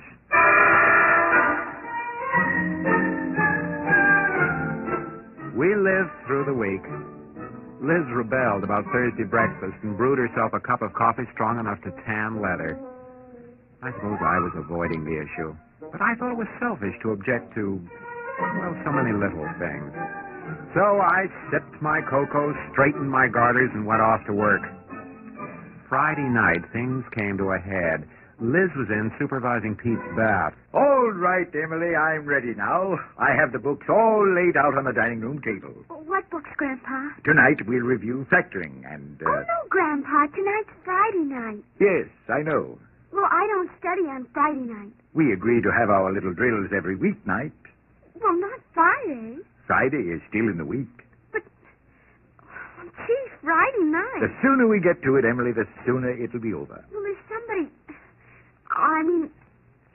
Bobby Logan's coming over. He's already half an hour late. Is that a tall boy, about 6'2", something like a whooping crane? That's Bobby. You see, I couldn't possibly have a geometry lesson tonight, Grandpa. He'll be here any minute. He's already been here. About 35 minutes ago. You were showering, I believe. He went away. He went away? Well, he couldn't. We had a pleasant little chat. Grandpa, what did you tell him? I pointed out that you had a prior obligation to our little mathematical sessions. He seemed to be a very understanding boy. He said he didn't realize you thought geometry was that important. Oh, no. Grandpa, you didn't. Not really. Now, don't worry about it, my dear. I'm sure he understood the value of sticking to regular study schedules and respects you for it. Now, factoring. Daddy. Yes, Didn't you hear? Daddy, he sent Bobby away. I had a date. Oh, Grandpa, how could you? Now, Emily, I think you're making quite a fuss over nothing. Nothing. You didn't have any right to do that. It isn't fair. Daddy! I think we'd better start our little lesson. You didn't have any right to send Bobby away. You don't have any right to make me do geometry on Friday night. Emily, I have 10 problems set up. We might as well get to them. No. No, I won't do any more geometry. I won't. I think you'll have to stay in the house this weekend until you do. You can't do that to me. Now, let's get started. You can't do that. You're not my father. Emily. Daddy, you can't do that. It isn't fair. Now, listen, Emily. It's just a date. There'll be others. You see Bobby every day at school. Why don't you just do the problem? No, I won't. Grandpa, you can't make me stay in the house. Daddy, you know it isn't fair. Daddy! Emily, it really wouldn't take you very long to do the problem. But it just isn't fair. He can't do that to me, can he? If Grandfather said, I think you'll have to stay in if you don't. I mean... Daddy, it isn't fair. It isn't fair, and you know it. You wouldn't do that to me. What's happened to you, Daddy? Don't worry, Benjamin. Discipline is a hard thing to enforce. But it's necessary. Emily is a fine child, basically. She was right.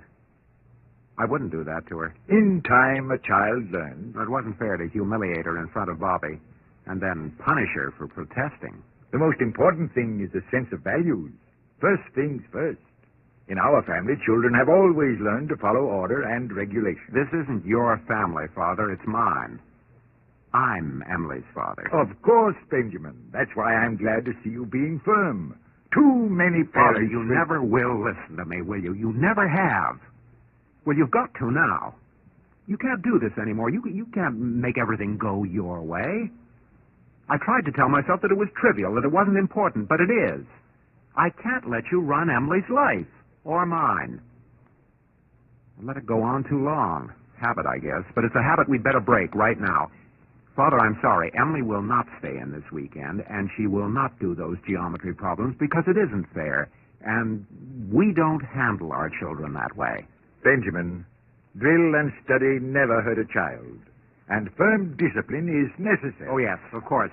Sometimes you learn some very important things. Necessity is the argument of tyrants. William Pitt the Younger, 1779 to 1806. And rebellion to tyranny is obedience to God. Thomas Jefferson, 1743 to 18 something or other. You remember those, Father? 2 of your 100 cardinal facts. I'm afraid that I forgot them for a moment. Benny, I didn't mean to hurt Emily. I know, Father. I'm sorry. It isn't your fault, really. You shouldn't have to change. It was up to me. Ben, really, I'm a little confused. Was I too harsh on the child? Sometimes I forget, you know. I know, Father. You love the kids, and they love you. I didn't realize. I wanted to be helpful. Excuse me. Wait a minute, Father. I think you'd better wait. Emily. Maybe you better let her alone for a while. Emily, I have come to apologize. You have? I'm afraid I didn't understand. I'm told I had no right to send that boy away. If you like, I'll write a note of explanation. A note? To Bobby? Further, I'm afraid I enjoyed teaching again more than you enjoyed learning. On reflection, I believe I had no right to punish you. I apologize. That's all right, Grandpa. Emily, I thought I was helping you. It's very hard for an old man to realize that he isn't in charge. You see, for all those years, I had all the children in the school, and you aren't really angry with me, are you? No, it just wasn't fair. It wasn't anything personal, Grandpa. Thank you, Emily. Well, if it'll do any good, I'll go down to the drugstore and bring back a quart of ice cream. Ice cream! Yay! You know, we can hear that through 4 doors. I'll heat up the coffee. I'll make cocoa. Elizabeth, I'll have coffee. Coffee, I'm told, goes very well with ice cream. All right. Coffee. Good. And, Elizabeth. Yes? While you're heating the coffee pot, perhaps there's room on the burners for a small saucepan of milk? Of course there is. Perhaps a little honey? A scant teaspoon? Milk and honey. I'll be glad to. Just float the egg yolk on top. Egg yolk? Separated, of course. You can use the white for meringue. You like meringue, I hope. We'll learn to like it, Father. That's good. I don't want to be any trouble at all.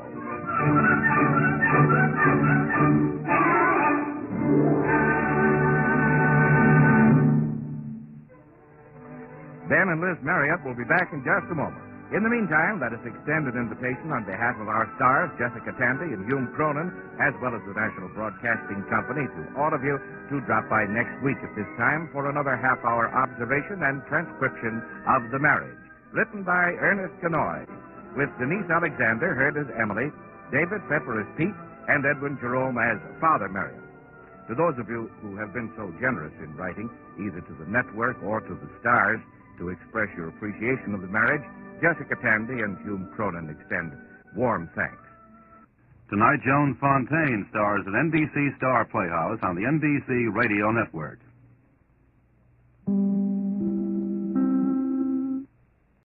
The Couple Next Door, written by Peg Lynch and starring Peg Lynch and Alan Bunce.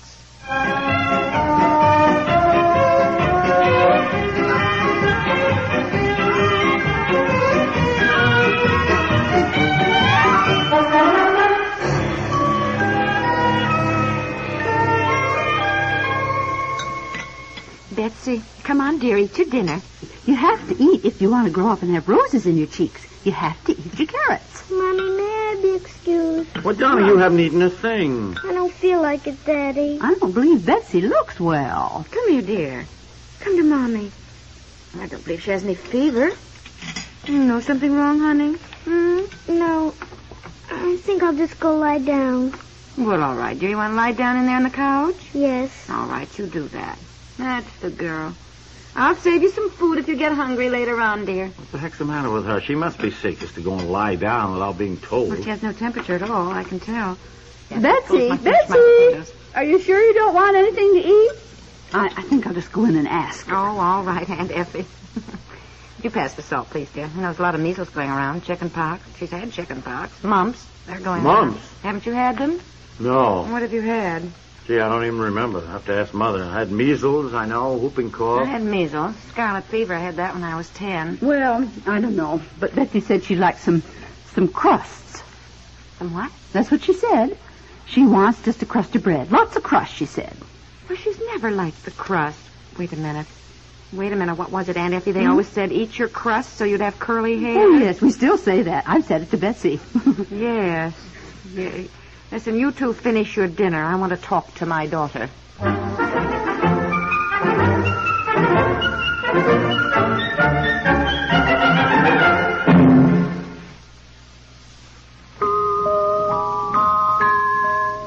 A little dinner music, baby? Oh, you like that. And you like these beechnut pears, too, don't you? Sure, I can tell. Yes, they do taste so good. Do you know where beechnut pears come from?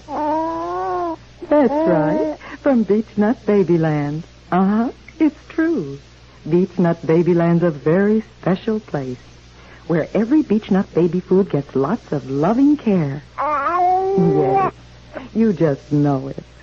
Like these beechnut pears.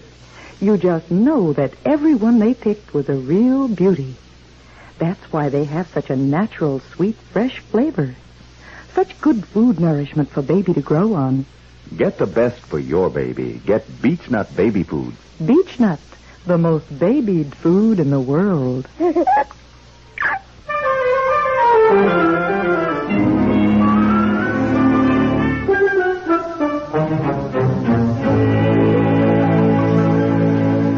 Betsy, now for goodness sakes, can't you tell your mommy? No. Why, of course you can. You'd be surprised how much mothers can do sometimes and how much they know. May I have a hanky? Yes, here, you take Mommy's. Now, for example, even though you won't tell me, I'll bet I can tell you what it's all about. It has something to do with curly hair. Why, Mommy, how did you know? That's the way mothers are. They can often tell what's going on when their little girl's upset. Want to tell Mommy more about it, huh? Oh, it's just that awful Elizabeth Edwards. I just hate her. Oh, why? She said she hated me, too. Oh, well, why do you both hate each other so much? I don't know why she hates me. Uh-huh, no. But I hate her because she said that... What did... She said that Debbie was prettier than I was because Debbie has curly hair. Oh, that is the silliest thing. My goodness, you're a very pretty little girl. Yes, but Debbie is prettier. Well, she is not. Yes, she is. She has curly hair. Well, since when? I don't remember Debbie's hair being so curly. She has a permanent.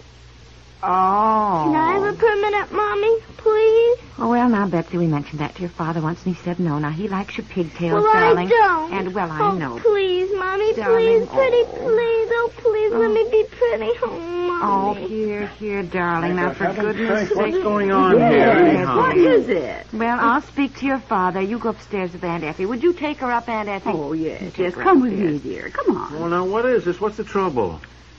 Well, I don't want you to get mad and hit the ceiling, but I'm going to say something. Look, I wish you wouldn't say things like that. You act as though I'm some sort of monster. You know, but you express yourself rather heatedly sometimes, dear, and I don't want to upset Betsy anymore. Well, all right, come on. I want you to let Betsy have a permanent wave. Absolutely not. Now, look here, dear. No, now, I won't even discuss it. She isn't even 7 years old. You want to ruin her hair by... ruin her hair. Don't be so old-fashioned.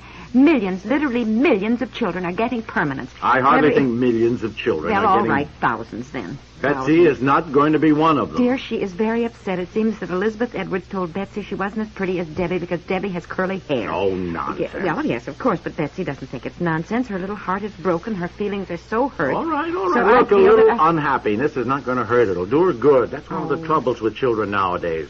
That's why they turn out the way they do. We try to protect them from everything that might be the least bit unpleasant. Well, let's not go into all that right now. Now, look, to begin with, I like her pigtails. I like braids. I think she looks more like a little girl. Time enough for her to be having curls and fussing with all that. I guess you'd rather that you were happy than that she's happy? Now, look, I did not say Well, that. it's what it amounts to, and I think it is mean of you, Well, dear. what was that not to all put- about? put her- I put Betsy in the tub, and she's giving her dolls a bath, too. But I had to come down and find out what the trouble was. Well, I think he is mean. Poor Betsy wants curly Oh, hair. she's wanted that for a long time. Of course. Well, today some little girl said she wasn't as pretty as Debbie because Debbie has curly hair. Well, Debbie's is just a permanent, too. And really, they do wonderful things these days. You can either get a home permanent, dear, or you can have it done. Of course. And Tomorrow's Saturday. Maybe we could take it out to the beauty parlor tomorrow. Well, he won't let Betsy have a permanent. Why? Says he likes her pigtails. Well, I think it is more important what Betsy wants in a case like this.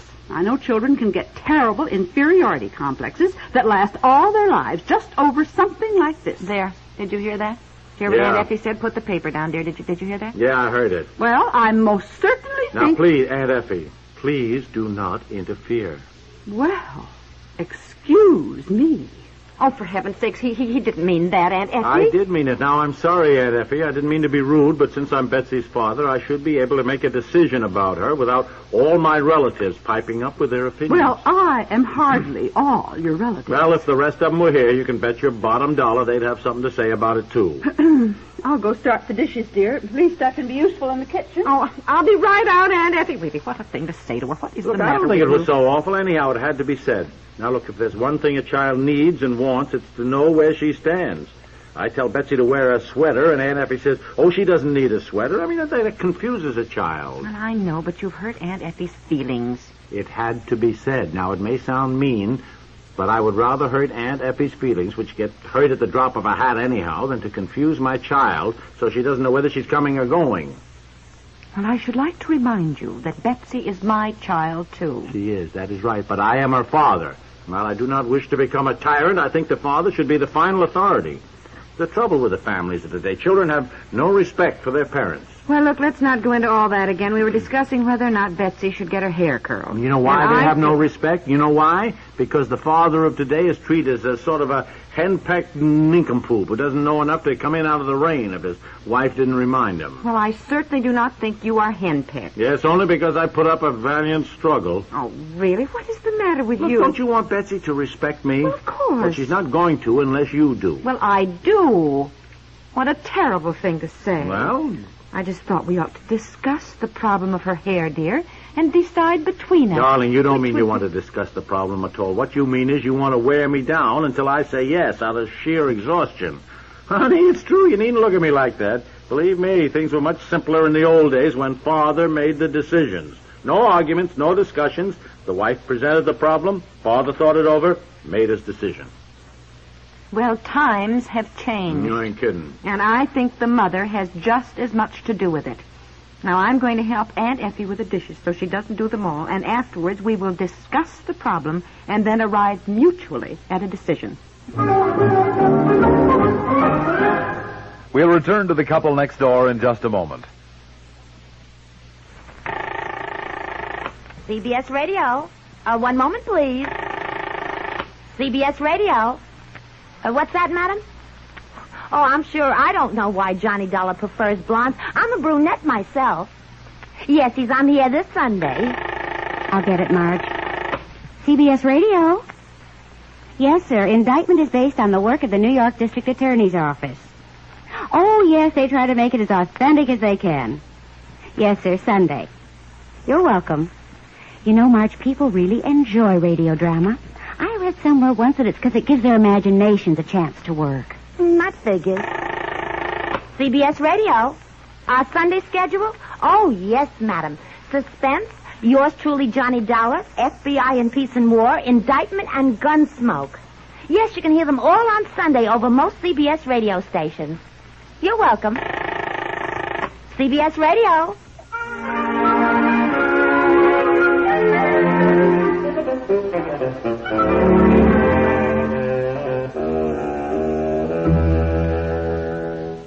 Now, come on, Betsy, get into bed, dear. Just a minute. I have to put my children to bed. Oh, well, hurry up then. Did you go down and kiss Daddy goodnight? Yes, and he said I couldn't have my hair curled because he likes my pigtails. Well, your Daddy and I are going to discuss it, dear. You tell him I can, will you, Mommy? Oh, well, I can't tell Daddy what to do, dear. Yes, you can. You tell him everything else to do. What do you mean, Betsy? Well, you tell him to take out the garbage and to put his clothes in the laundry hamper and to wipe the dishes and not to put ashes on the floor. Oh, well, He's not always very good about doing what you want him to do, Mommy. Well, Daddy's naughty sometimes. you get into bed. Hurry up now. Isn't he, Mommy? You get into bed. I guess Daddy's too big to spank, though, isn't he? Here, you cover up. Now, Mommy wants to talk to you. To begin with, you must not think of your father that way. Reason he doesn't do some of the things that Mommy asks him to do is that he is very busy working on important papers from the office. Your father is a very, very smart man. Is he? Yes, he is. And you must remember that when your father says that he wants you to keep your pigtails, that he says that because you're just the little girl he always wanted. Did you know that? I want a pretty little girl with braided pigtails, Daddy used to say. He did? Mm-hmm. And then he got me. Yes. Wasn't Daddy lucky to get just what he wanted? Yes, wasn't he? And aren't you lucky to have such a nice daddy? So you got just what you wanted to? Yes, I wouldn't want any other daddy but my daddy. Of course not. I wouldn't either. So we better be nice to him, hadn't we? Yes. Good night, dear. Now you go right to sleep. I will, Mommy. Good night. Good night, dear. We'll all be down in the living room, darling. We're not going anywhere. You want the paper, Aunt Effie? Oh, yes. Thank you. Oh, look, just give me the sports section, huh? Oh, hi. Hi. You get Betsy to bed? Yes, why don't you put your feet up on the footstool, dear, and be comfortable. Oh, here, let me take all the magazines No, off. I'm okay, Here you are, darling. darling. Put your feet up. Oh, well. Better, isn't it? Well, thank you, darling. Can I get your pipe for you? Oh, well, thanks. The tobacco's right on the desk. Yeah, I see it, dear. I see it.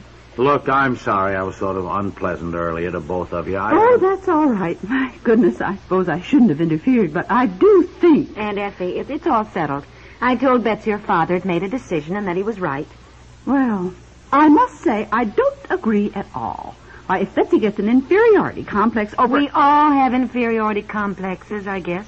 So if she doesn't get it over this, it'll be something else. She's got to learn to face facts of life, Aunt Effie. And on thinking it over, I must say, dear, you were absolutely right. Oh, well, that's very nice of you. Well, it's not as nice as I'm going to be in the future. I think I've made a few mistakes, too. Huh? From now on, dear, you, as the father, will be the final authority. Well, I can't help but ask, what came over you? I saw the light. What light? Oh, my goodness, I did leave the light on in the kitchen. I'll go turn that right off. No sense running up the bill. That is not the light I meant. I know, darling. And thank you.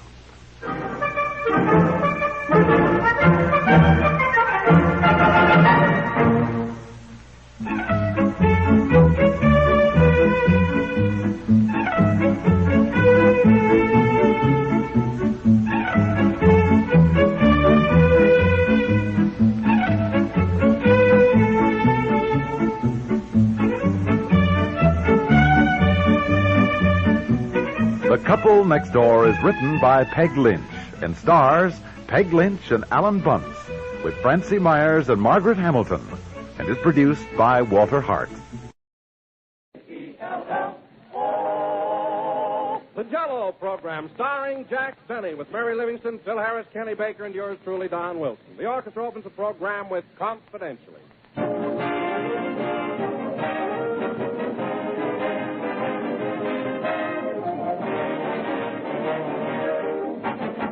When I was a kid spending the summer in the country, my grandfather used to tell me about the country stores when he was a boy. He said he'd sit on a sack of flour and swing his bare legs while his mother argued with the storekeeper. Seems there wasn't a thing she'd take his word for, from a dill pickle to a barrel of crackers. And good old Grandpop said it was sure something to listen to those arguments. Well, things have certainly changed. Today, there's no ground for an argument. When you go into a grocery store, you find packaged foods with brand names you recognize as your guarantee of quality. For instance, when you see the word Jell-O on a package, you know that here is a fine product, the real thing.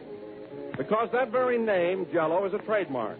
It's the property of General Foods. If you hear any other gelatin dessert called Jell-O, that's incorrect, for there is no other Jell-O. And remember, Jell-O brings you that extra rich flavor, as tempting and refreshing as the real ripe fruit. So always ask your grocer for Jell-O. And, by the way, this week, the National Association of Retail Grocers are holding their annual convention.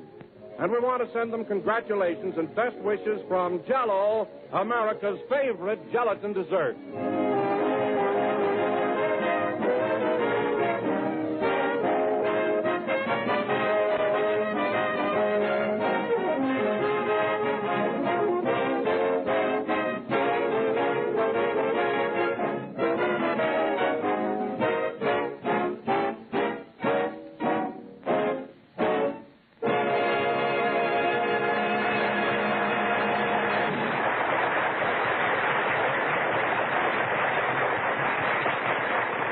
was confidentially played by the orchestra. And now, ladies and gentlemen, this being Father's Day, we bring you a man who is daddy to a polar bear, Jack Benny.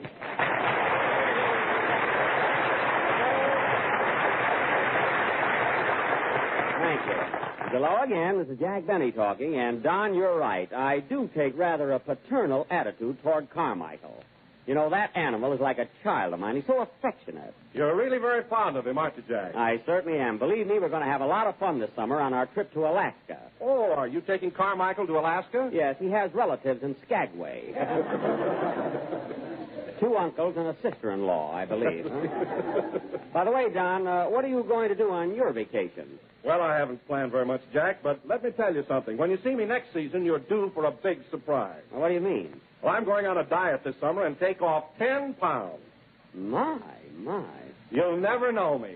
Don, you could take 10 pounds off your lower lip and nobody would know it.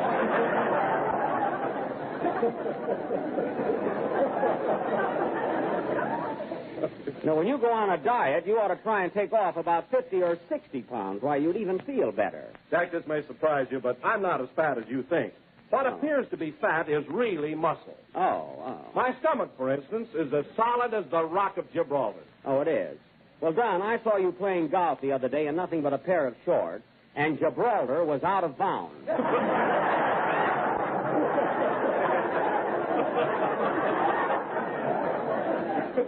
What a physique. Say, Jack. Yes, Phil? I wouldn't talk about Don's figure if I were you. I've seen you around your swimming pool, and you're no Adonis in a bathing suit. Oh, I'm not, eh? Your chest caves in, your stomach sticks out, and your legs look like they were tired of it all. Well, Phil, you don't even have to get undressed to lose a beauty contest. You know, your nose looks like a pack mule with those bags hanging down each side.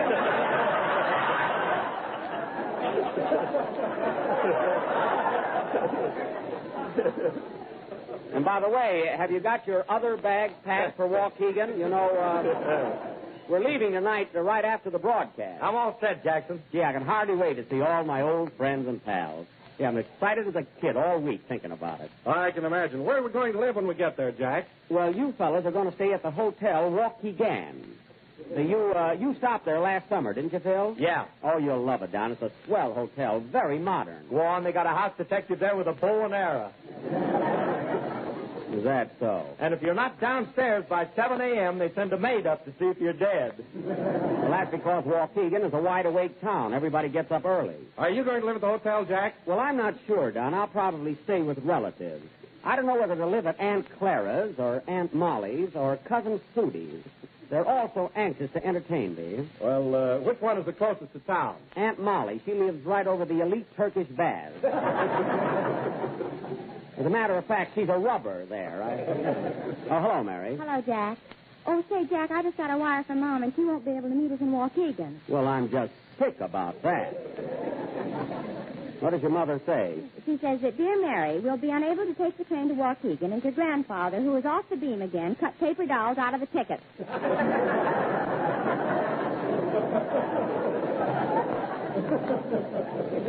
No. Well, maybe you can go to Plainfield afterwards and visit your mother and father. By the way, Mary, this is Father's Day. Did you send your dad anything? I sure did. I sent Papa some cufflinks and studs for his dress shirt. Dress shirt? Well, your father never wore a full dress suit in his life. He does now. He got a job with an escort service. Oh, fine. Now, when he takes Mom to the movies, he charges her 60 cents an hour. Well, it's worth it to go out with her. Anyway, Mary, I'm glad you remembered your father. That was a sweet thought. Not only that, I sent him the cutest card with it, and I made up the words myself. You did? What was it? Oh, Daddy dear, I send you cufflinks with good cheer. And when you hawk them, which you'll do, if you can't get 5, go ahead, take 2.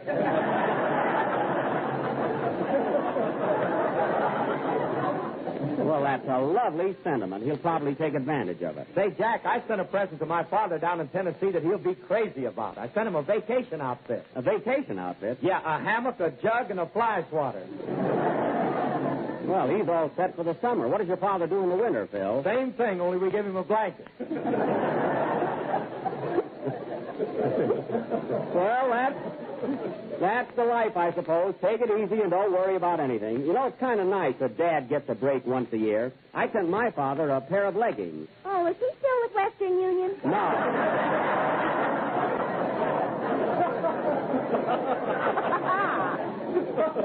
He wears them when he goes horseback riding. Say, Jack, you know what I sent my father for a present? Yes, Don, I know how many flavors it has, so don't get cute. Hello, Jack. Oh, hiya, Kenny. Say, Kenny, you all set to leave for Waukegan? You know we're going right after the broadcast. Oh, sure. I got my suitcase downstairs on the sidewalk. On the sidewalk? Well, for heaven's sake, bring it in. Somebody's liable to steal it. Well, don't worry. Nobody will touch my suitcase. How do you know? I printed J. Edgar Hoover on it. Well, that's very clever, Kenny. How'd you ever happen to figure that? Oh, Kid Baker has a flash once in a while. You have it there. Now, Kenny, when we get to Waukegan, I want you to be on your best behavior and make a good impression. You know, I don't want you whistling at the girls like you do here. Can I wink at them? No. You can't whistle and you can't wink, so watch yourself. And now, folks... Can I wiggle my ears? No. You won't show off at all. I want everybody in Waukegan to say, now there's a nice boy. And now, folks... I'd rather have them run me out of town. Kenny. I don't want to hear another word about it. And now, folks, we will have a song by our fresh young tenor who's going to get his canoe paddled if he doesn't watch out. Now, go ahead. Hold it a minute. Come in. Mr. Benny? Yes? I just dropped in to wish you a very pleasant trip to Waukegan and to tell you that I'll miss you while you're gone. Well, thanks very much. Well, what are you standing there for? Ain't you going to kiss me goodbye? No, I'm not. Get out of here. He's the most affectionate lunatic I ever met. Sing, Kenny.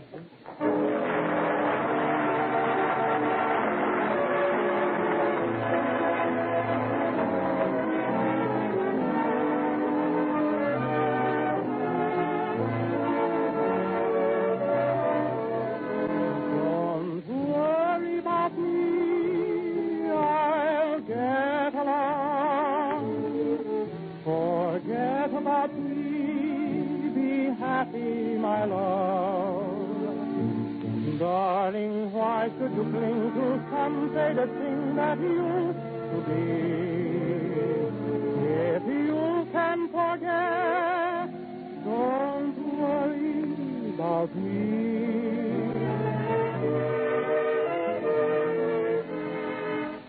This is the one moment that I thought I never could live through.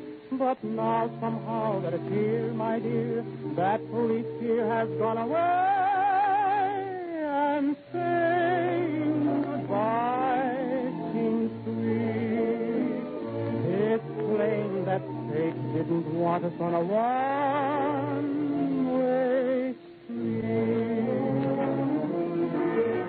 Don't worry about me, I'll get along.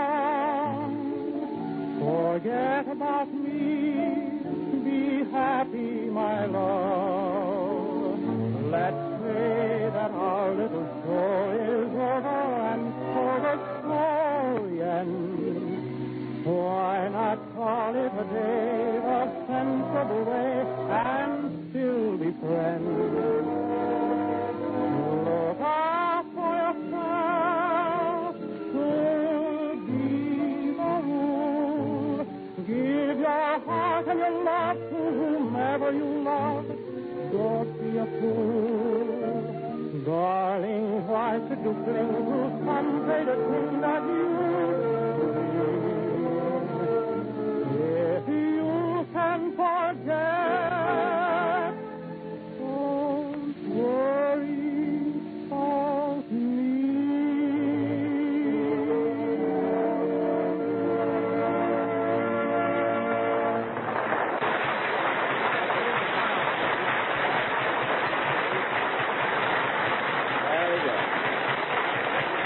That was Don't Worry About Me, sung by Kenny Baker. And, Kenny, before I forget, I saw your picture, the Mikado, last night, and I thought you were swell in it.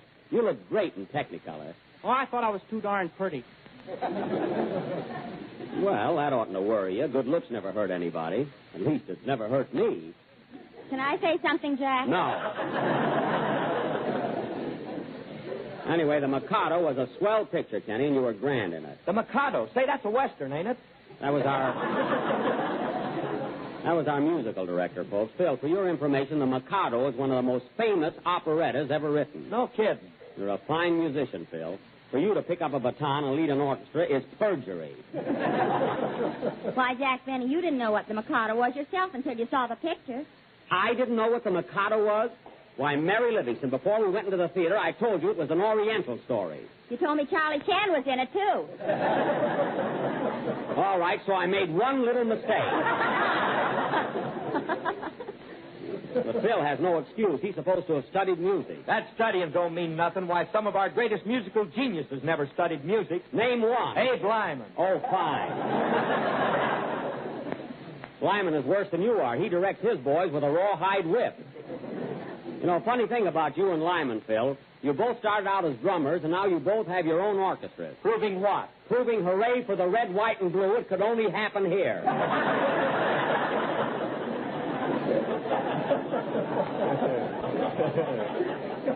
That's what. Oh, Jack, why do you criticize other musicians?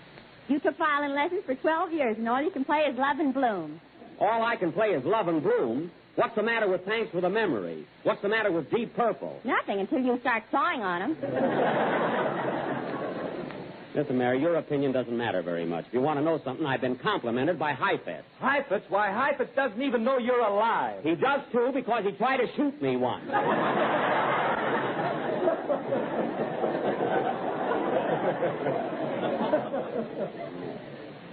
It was at the Penn Theater in Wilkes-Barre. So don't be so smart. You know, I don't like to pat myself on the back all the time, but there's one instrument I've really mastered. Well, I can make a violin talk. You certainly can, Jack. Thanks, Don. Why, many's the time I've heard your violin say, I'm proud to snuggle under the chin of a man who works for Jell-O. Oh, for Pete's sake. Because Jell-O is economical, easy to make, and comes in 6 delicious flavors. Strawberry, raspberry, cherry, orange, lemon, and lime. You mean my violin even knows the flavor? Yes, sir. Well, isn't that amazing? This stuff is strictly for the kids. It's pretty subtle, Baker, so go and sit down. And now, ladies and gentlemen, going from my talking violin to our last play of the season, tonight, the Benny Run Do Not Walk to the Nearest Exit players will present for your amusement, approval, and edification that stirring melodrama of the gay 90s, Lavender and Old Louse. Now, I will play Lavender, and our maestro will be the rest of the title. Now, in this play, I'll take it. Hello? Hello, boss. This is Rochester. All right, what do you want? Well, I just finished pressing your clothes for the trip, and I don't think you ought to take your white flannels with you. Why not? Well, you know that trouble I have with the toast every morning? Yes?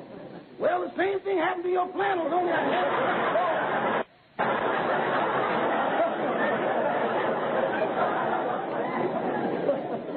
Rochester, did you burn a hole in my new white flannels? It ain't my fault, boss. It's that cheap material. Cheap material? What are you talking about? I paid $45 for those pants. $45? Yes. Is this you, boss? Yes, it's me.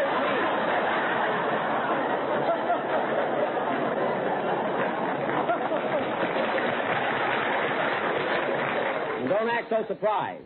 By the way, is Carmichael all ready? I think you're making a mistake taking that polar bear to Waukegan. Well, I'm not going to leave him in the house by himself for 2 weeks. He'll get lonely. Why don't you rug him?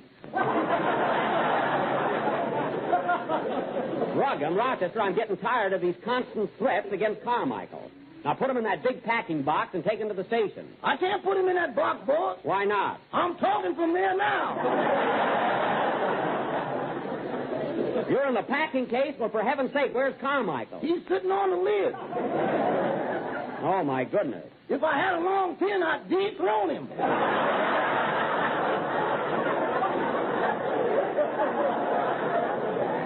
Oh, stop playing with that animal and finish packing. And by the way, Rochester, I'm taking my violin with me, so don't forget it. Doggone, I looked high and low for that fiddle, and I can't find it nowhere. Oh, well, I suppose it never occurred to you to look in my violin case. I did, boss. Well? There ain't nothing there but 4 strings and a fat termite.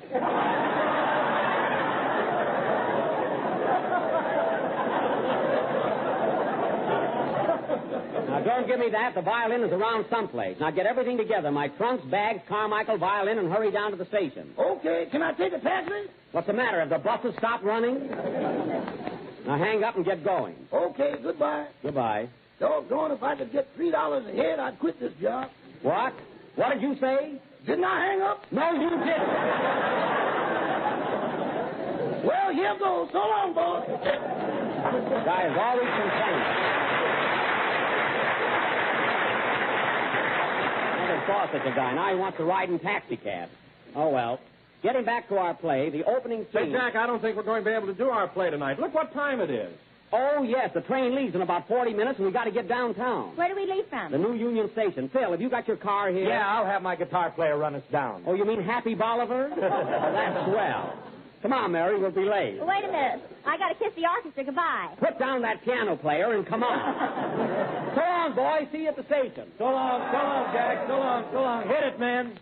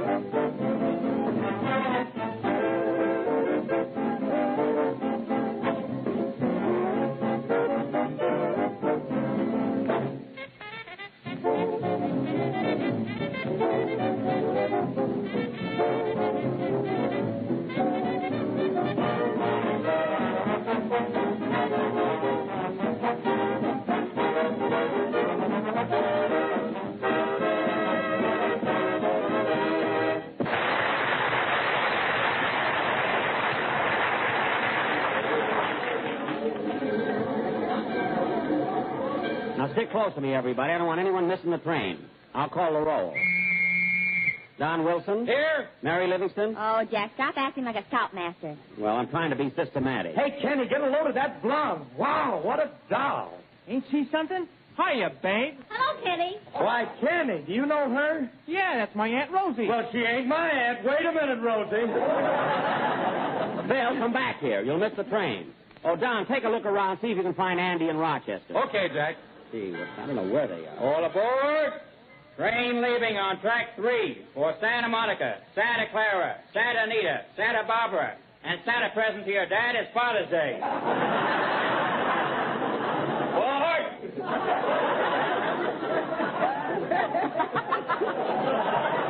Well, he's a topical announcer, I'll say that. Hey, Kenny, where's your suitcase? Somebody stole it. Somebody stole it? Well, that's awful. What are you going to wear on the train tonight? You haven't got pajamas or anything. I'll lend him a pair of my pajamas, Jack. Just give him the uppers, Don. He can use it for a nightgown. And tie a bell around his neck. He might get lost. Yeah. Oh, this is too complicated. I'll sleep raw. Sleep any way you want to. I don't care. Say, Mary, I'm going over and buy the tickets. I haven't got them yet. Okay, Jack. I'm going to get some magazines. Meet me here. All right. Well, let's see. Where's the ticket window? Oh, here it is. Pardon me. I'd like to buy 7 tickets to Waukegan. Waukegan. That's in Asia Minor, isn't it?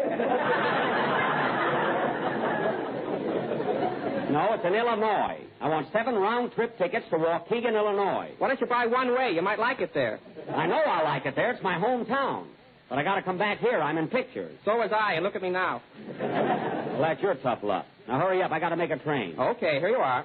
And, oh, yes, I want berths. I want 4 uppers and 3 lowers. Well, you know, the lowers are higher than the uppers. I know. I did that in vaudeville 20 years ago.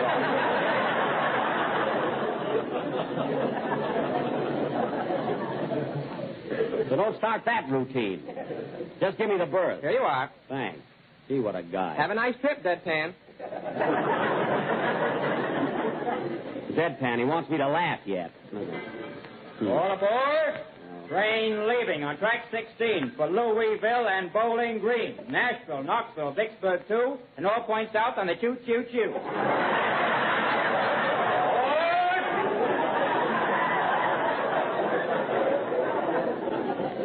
That guy has more fun than the Ritz brothers. Now, let's see. Where's the magazine stand? Oh, there's Mary now. Hey, Mary. Yeah? Did you get your magazine? Uh-huh. I got Look, Pick, Click, and Cluck. Oh, Cluck. That's that new one, isn't it? Yeah, it's got Kenny Baker's picture on the cover. Well, that ought to sell 1 million copies. Come on back there with me, Mary. I want to get a book. Okay. I want to get something light. A good mystery or something. Why don't you get Ferdinand the Bull? Ferdinand the Bull isn't a mystery. He is to the other bulls.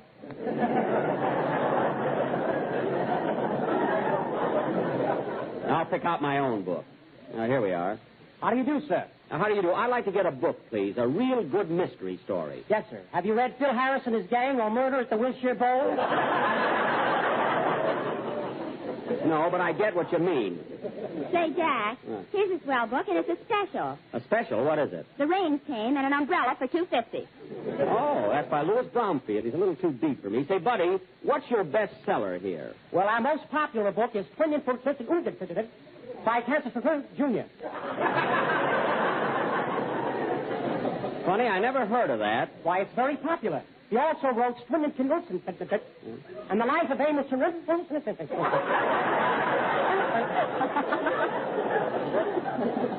Oh, never mind. Come on, Mary. Wait a minute. Why don't you take this one, Jack? What's that? Ralph Ram did it by George P. Swanfum. Don't you start that stuff. Hey, buddy, just give me a Saturday Evening Post. There you are. Come on, Mary, let's go. Goodbye. Any kind for it. Oh, see.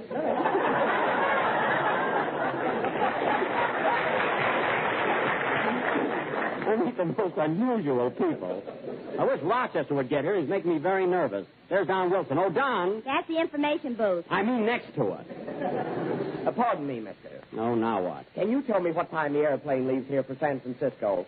Airplane? I'm afraid you're going to have a little trouble, buddy. Airplanes don't leave from a railroad station. Oh, you're one of those wise guys that knows everything.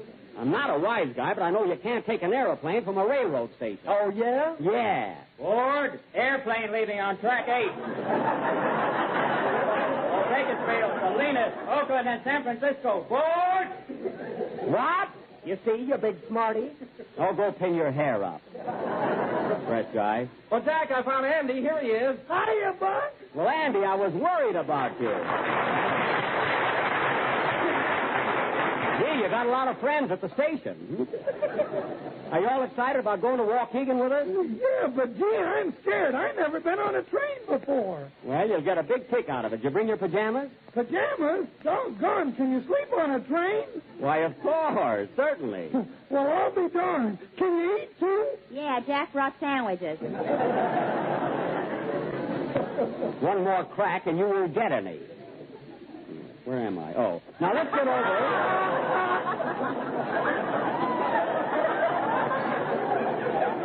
Hate to miss my place at a station. Now, let's get over to the gate. How long does it take to go to Waukegan anyway? Well, Andy, we'll be on the train for 2 whole days and 2 nights. We will? Yep. Say, Buck, do they have... Yes, don't worry.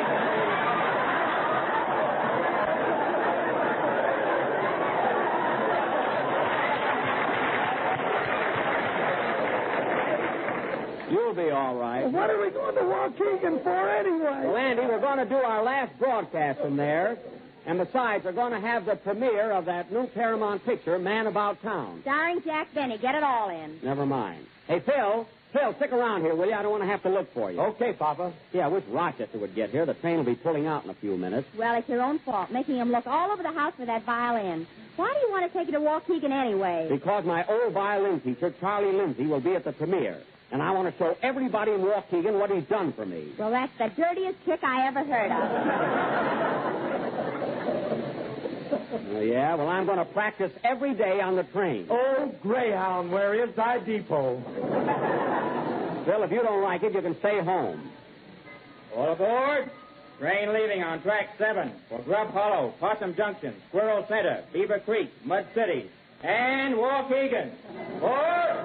Oh, my goodness, there's our train, and Rochester isn't here yet. Yeah, I am, boss. Well, it's about time. You got all the stuff with you? Yep, trunk, bag, violin, and everything. Good. Where's Carmichael? He's buying the tickets. I bought the tickets already. Carmichael, come here. Come on, gang, let's go. Okay, Jack. Say, Rochester, I'm afraid to put Carmichael in the baggage car. He'll have to share a compartment with you. I don't want that animal in with me. He snores. Oh, what's the difference? You're only going to be on the train 2 nights. Well, if he snores the first night, the second night you can get a piece of him in the dining car. You lay a hand on him and I'll... Hurry up, Jack. The train's leaving. I'm coming.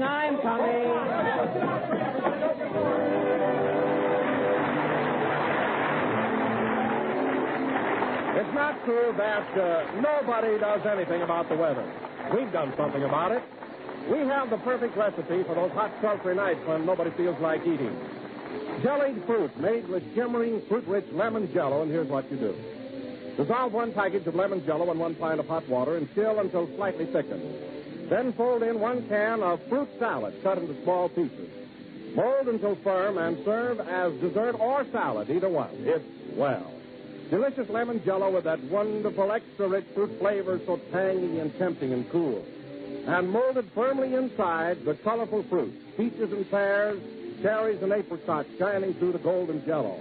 It's grand to look at and to eat and easy to make. So ask your grocer tomorrow for some lemon jello and try this new summer recipe, jellied fruit. That was the last number of the 38th program in the new Jello series. And we will be with you again next Sunday night at the same time, broadcasting from my hometown, Waukegan, Illinois. Well, Andy, are you thrilled being on a train for the first time? I sure am, but say, Buck, ain't it dangerous going through that Indian country? Oh, no, Andy. I've been through it 100 times, and I haven't been scalped once. You'd never know it. Is that so? Good night, folks.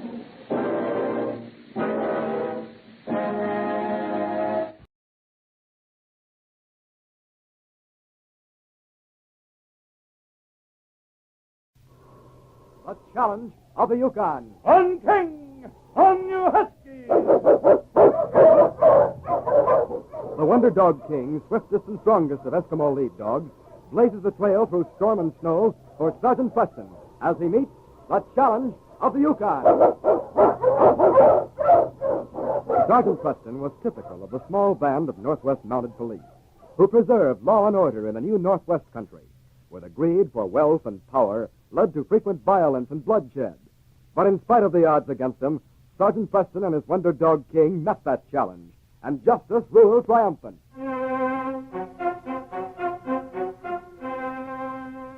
Father Donovan had just arrived in Selkirk. He was a big man with merry blue eyes that twinkled a bit as he talked to Dan Riley in the lobby of the Gold Nugget Hotel. Don't worry, Riley. We men of the church are used to rough living. We aren't made of glass. Well, I thought a word of warning to you wouldn't hurt. The average prospector ain't exactly a plaster saint. Well, even though a man may forget the church for a while, he may sometimes feel the need of God. John O'Rourke must have felt it, leaving $30,000 to establish a mission in Dawson. He owned the Horseshoe Bar. Religion was the last thing you'd have connected him with. And then he leaves the church $30,000. Mercy on us, what's that? Oh, probably just a fight. There's a saloon just 2 doors down. It ain't unusual. Come on, let's see what happens.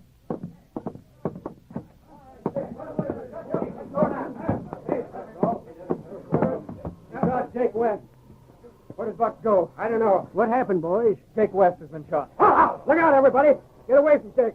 That's his lead dog. Be careful of that husky. He's vicious. He's standing over Jake. We're going to have to shoot him if we want to get Jake out of there. He won't let nobody near him. Jake's unconscious. Might as well shoot Jake if you shoot Lobo. Jake thinks more of that animal than he does himself. Makes no difference. If we don't shoot that dog, we can't get near Jake. He'll bleed to death if he don't freeze first. Yeah, that's right. I'm going to plug him. Wait a moment. Maybe I can help. Who are you? This is Father Donovan. He just came to Selkirk. Oh, I'm sorry, Father. I know how to handle dogs. Perhaps I can get him away. But Lobo's a vicious husky, Father. He'll tear you to pieces. Don't take a chance, Father. I'll shoot him. Let me try first. Father Donovan, no. I'm not afraid. Steady, Lobo. We can't let your master lie here in the snow. Come now, boy. We're not going to hurt him. That dog will take his hand off. All right, Lobo. You see, here's my hand open to you. Now, you see, I'm not hurting you. I won't hurt your master. Come, boy. Get off him. Let me take hold of your collar. Now, boy. Steady. Come on, this way, fella. He's getting him off. Well, I never seen anything like that. Only one other man could do that. Sergeant Preston. Come on, Lobo. Come along. We'll let you get back to him when it's time. All right, boys. Carry the man into the hotel. I'll hold this dog. All right, Father. Jake's hurt bad, ain't he? Bad enough. Buck James better not show his face around this part of the country after doing that.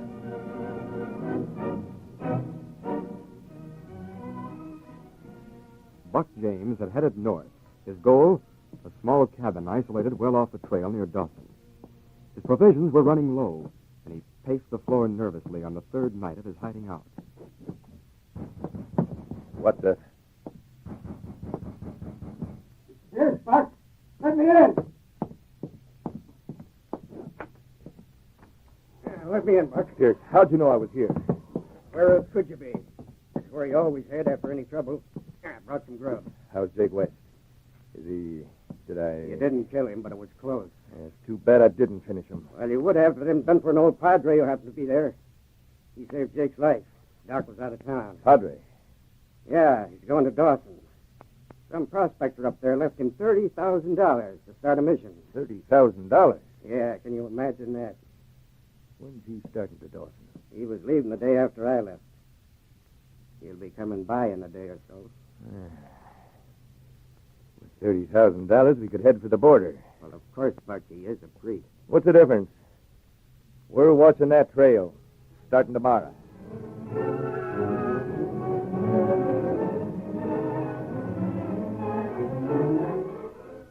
Father Donovan, a gun held on him, faced Buck James and Pierce Reed quietly in the small cabin. I told you I have no money on me outside what's in this purse. Sure he ain't wearing a money belt, Pierce? Sure, I searched him. He ain't got it on him. All right, Padre. How about the money to start the mission in Dawson? Where is it? So that's why you've done this. Well, boys, I have lots of faith in human nature, and I'm not a timid man. But I know better than to go around this country carrying that much money. It's waiting for me in Dawson. Dawson? Yes, we ordered it held there. So now if you'll let me be on my no, way. you don't. Sit down. We ain't through with you. But, Buck... I ain't letting him go and have him squeal on us the minute he gets to Dawson. But I don't know who you are. There are many men in the Yukon with black beards and blue eyes like yours. We shouldn't have done this, Buck. My beard. Nobody'd guess if I shaved it off. What are you talking about? Nobody knows the Padre here. Nobody in Dawson knows me. I'm changing clothes with him, Pierce, shaving off my beard. With the papers he's carrying, my collar turned around like his, I can still get my hands on that $30,000.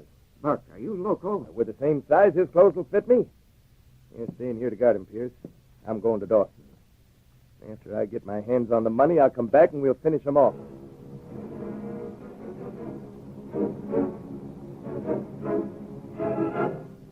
As Sergeant Preston talked to Dan Riley in Selkirk, his big lead dog King sat beside him, his head on the Mountie's knee. I wish you could have got here in time to meet Father Donovan, Sergeant. You and him would have had a lot in common with your love for dogs. He must know a lot about them, Dan, to handle Lobo the way he did. He told me afterwards that a dog can sense fear in a man. You're afraid he can smell it. That's true. A dog knows the scent of fear. King hates it. I've seen him growl and bristle at strangers for that reason alone. Father Donovan loves dogs, and they seem to know it. Oh? He has a grand sense of humor. He said he was as much veterinarian in his last parish as he was a priest. All the kids used to bring their dogs to him for repairs, and he mended as many animals as he did souls. Too bad I didn't get here a day earlier. I have to go up to Dawson. I could have taken him with me. Now, you be sure and look him up when you get there. He's the kind of man you'd like, broad-minded, kind, and understanding. Ideal for the job he's planning to do. I'm leaving for Dawson tomorrow. I'll make it a point to meet him. I'd like to see what he thinks of King.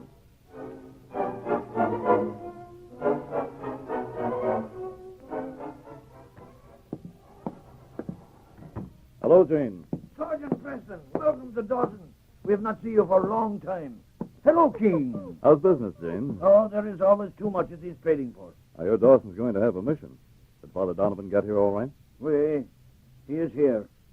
You know him? No, but I hear he's a fine man. Oh? You don't sound too enthusiastic. Don't you like him? Well, me, I don't like to say nothing bad about man of God, but, well, everybody is, disappointed. Disappointed? He is silent man. Solemn. I never see him smile. Is he planning to build the mission right away? He asked me to give him the $30,000 John O'Rourke has left. Tomorrow he will move from the hotel to his cabin. Then he will take it. I'd like to meet him. I think I'll go over to the hotel. Come on, King. I'll be back later, Pierre.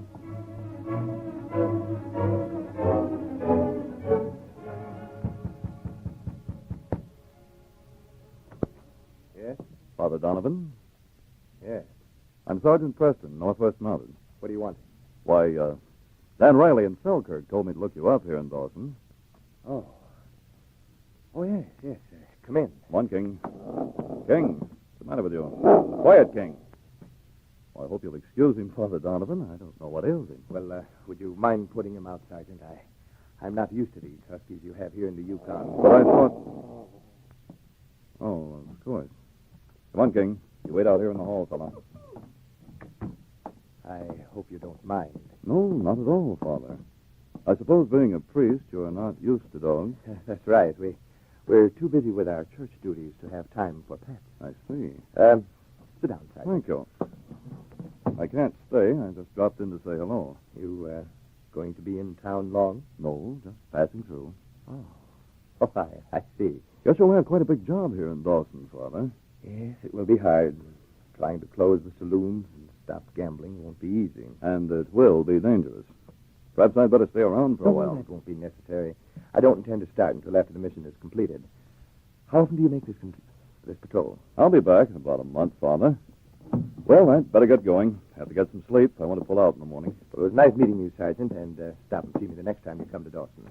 I'm sure we'll meet again, Father Donovan.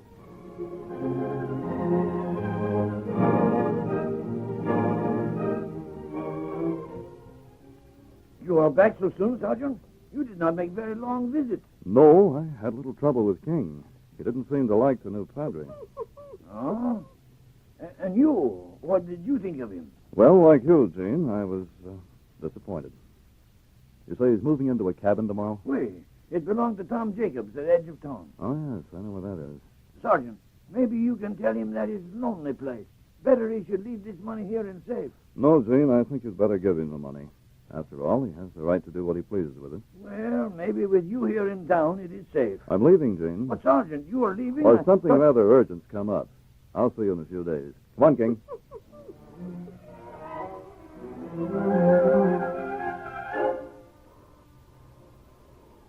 Sergeant Preston, his lead dog King, at his side, lay concealed in a thicket that topped a small knoll overlooking the cabin that had been rented by the man thought to be Father Donovan.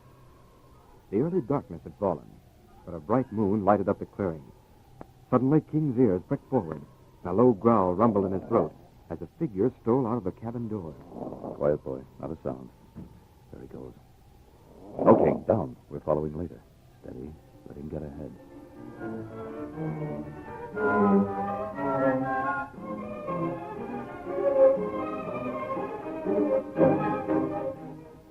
Pierce yawned as he watched Father Donovan, who sat near the stove, deep in thought. It's way past bedtime, Father Donovan. Now put your hands behind you. I'm tying you up. It was nice of you, Pierce, to free my hands for a while. They were getting numb. Where'd I put that rope? Mark! I didn't hear you coming. Did you get the money? Yeah. Start packing right away. We're leaving. What about the Padre? There's only one thing to do. I don't like murder, Buck. It ain't a question of what you like.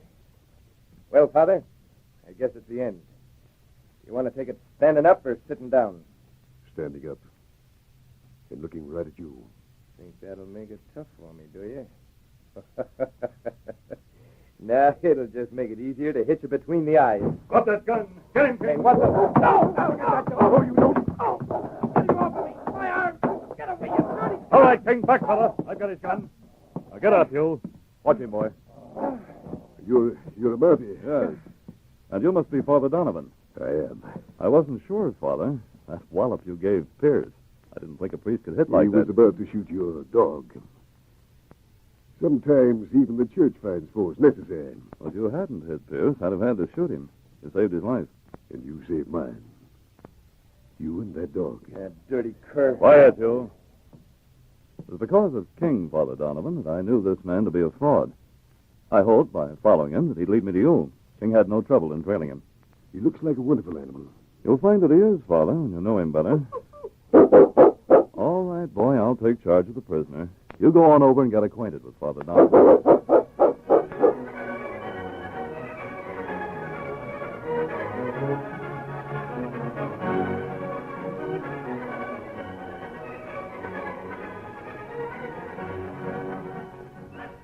These copyrighted dramas originate in the studios of WXYZ Detroit, and all characters, names, places, and incidents used are fictitious.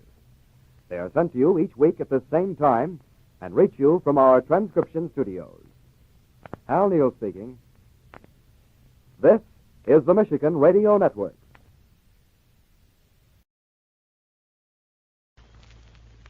One Man's Family, brought to you by the makers of Fleischmann's Yeast and Royal Puddings.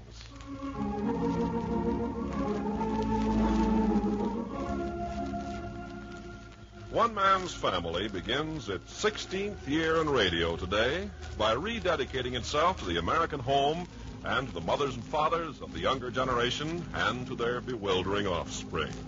Today we present Chapter 5, Book 62, entitled One Man's Family Celebrates its 15th anniversary.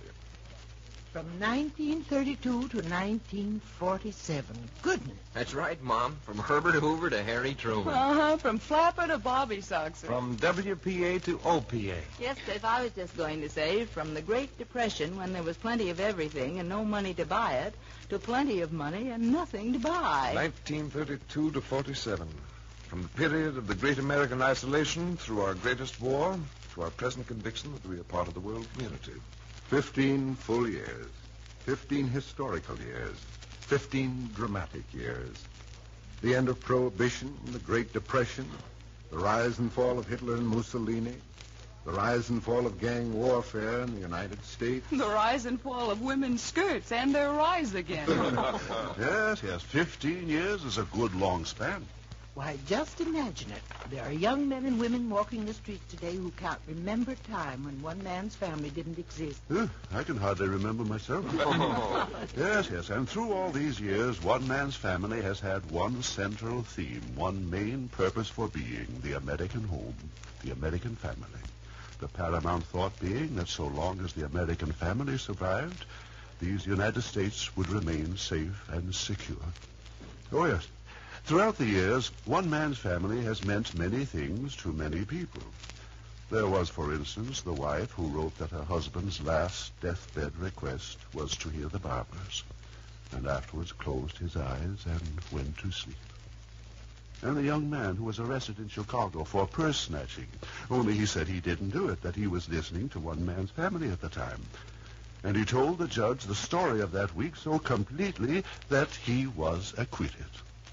And the convict in the South Carolina prison, who always heard the show because the Barbers were the kind of family he had always meant to have. But somehow the penitentiary got him. And then there was the father in the Middle West, who gave his children their choice of listening to one man's family on Sunday or attending church. And best of all, many an American soldier who had been brought up on the family, who became a most ardent audience away from home, not only because it gave him a taste of the home life that he was missing, but because he knew his own family at home also was listening. Yes, the show has meant many things to many people, but always, somehow, some way, it has been tied close to the home and the family, and the good which they bring out in all of us. Henry. Yes, as I was saying... Henry. Yes, what is it, Frank? Well, it's time for you to stop talking. Ken Carpenter has something to say. Huh? Ken Carpenter. Oh, by George, now, yes. Well, as soon as you've heard Mr. Carpenter, you'll hear the principal portion of our 15th anniversary celebration. All right, Mr. Carpenter, move right along. No nonsense about it. On the American table, the breadbasket or plate is one of the busiest, most popular dishes. Sweet rolls, cinnamon buns, coffee rings for breakfast, Parker House rolls, and so on for the other meals. All nutritious, all nourishing, all delicious. If you bake at home, use Fleischmann's yeast to give your rolls lightness, even texture, and especially delicious flavor. It's the amazing little powerhouse that brings the dough to life, adds flavor to all the other ingredients. Yes, Fleischmann's yeast has been America's dependable standby for the past 4 generations. Great-grandmother used Fleischmann's, and her baking was famous. And ever since then, year in, year out, Fleischmann's yeast has been the leader. So today, Fleischmann's familiar label is the symbol for top baking results. Results you can always be proud of. Ask for Fleischmann's yeast if you bake at home.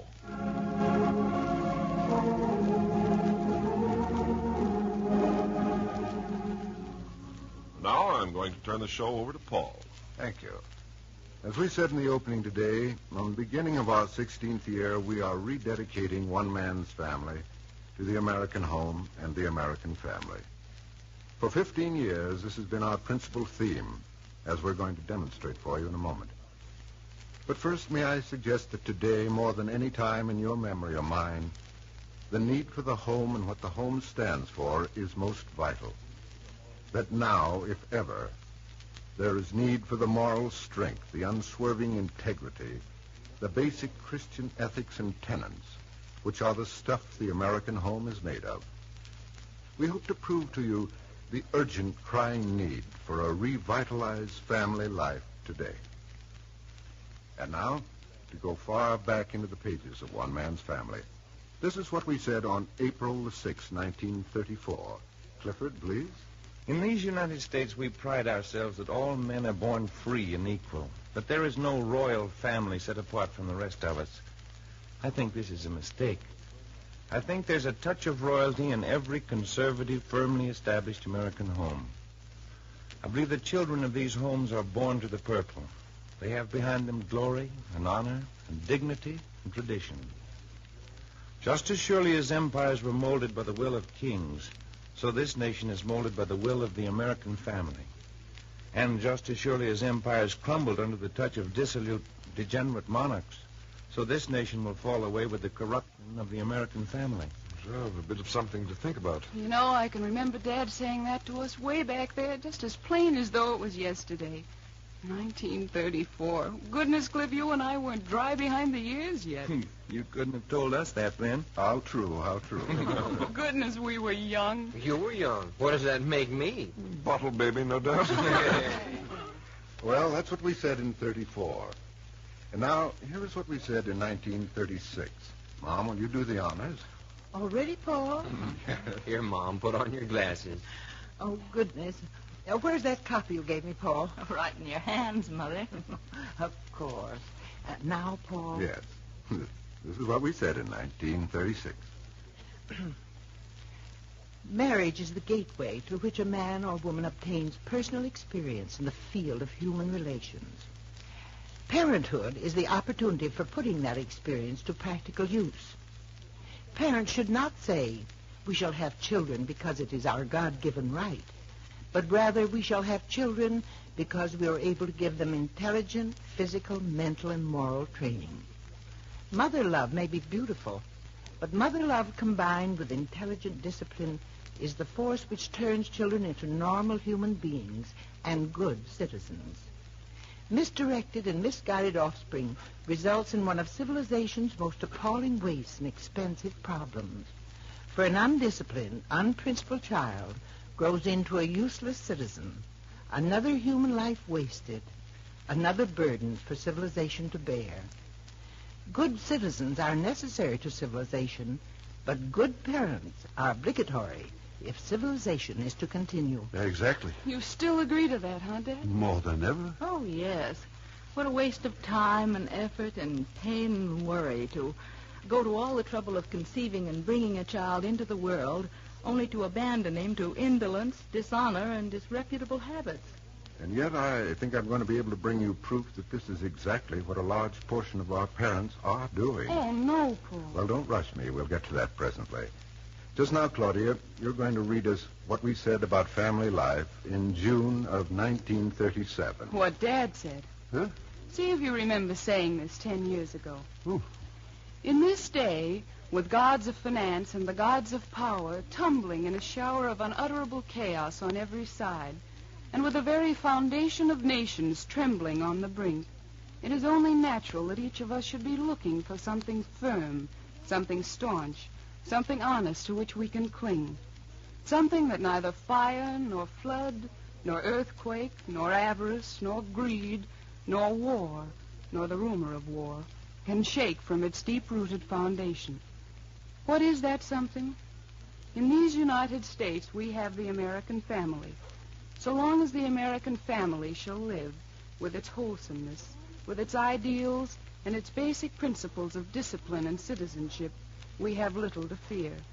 But once let the family life of America lose its own self-respect, and the fate descending on Germany and Italy will be a small catastrophe indeed, compared to the bitterness, the affliction, and the desolation which shall encompass us. Therefore, when we bring you the saga of the Barber family, we do more than tell a story. We pay tribute to the American family way of living, and we hope, in some small extent, extol its virtue and unveil its weaknesses. You remember saying that, Dan? I don't remember, but I'll be very happy to take the credit for it. He said it's all right. The sort of thing he was always preaching to you children. With excellent results, I'd say. Yes, I guess some of it soaked in. Yes. There were times, however, when I felt as if I was pouring water on a duck's back. Well, now we come to the year 1940. The year before the war. The year before we got into it. Oh, yeah, sure. Hazel, will you read us what we had to say about family life in 1940? Yes, Paul. Mother Nature, who is an elemental old lady and interested only in fundamentals, requires of the human organism but three functions: to be born, to reproduce its kind, and to die. That is all any of us need to do to satisfy the laws of nature. But somewhere along the rugged pathway which represents the evolution of man, this superior creation of nature picked up a spark of fire, a spark burning so fierce and hot that with each advancing generation it has increased in its intensity. A spark so burning with promise, so glowing with hope, that it has driven the human race far beyond nature's elemental requirements of birth, reproduction, and death. It has made man stand straight and look toward heaven. It has made him think. It has stirred his imagination and given him glimpses of greatness and genius. It has made him consider his kind, cultivate humanity, understand the value of beauty and love and goodness.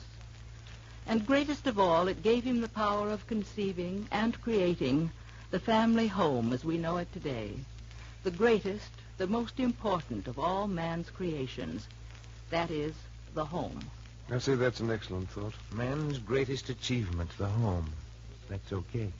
I want you to notice the difference between what Hazel just read out of 1940 and what I'm going to ask Nicky to read out of 1941. There's a sort of calmness and sense of security in Hazel's words.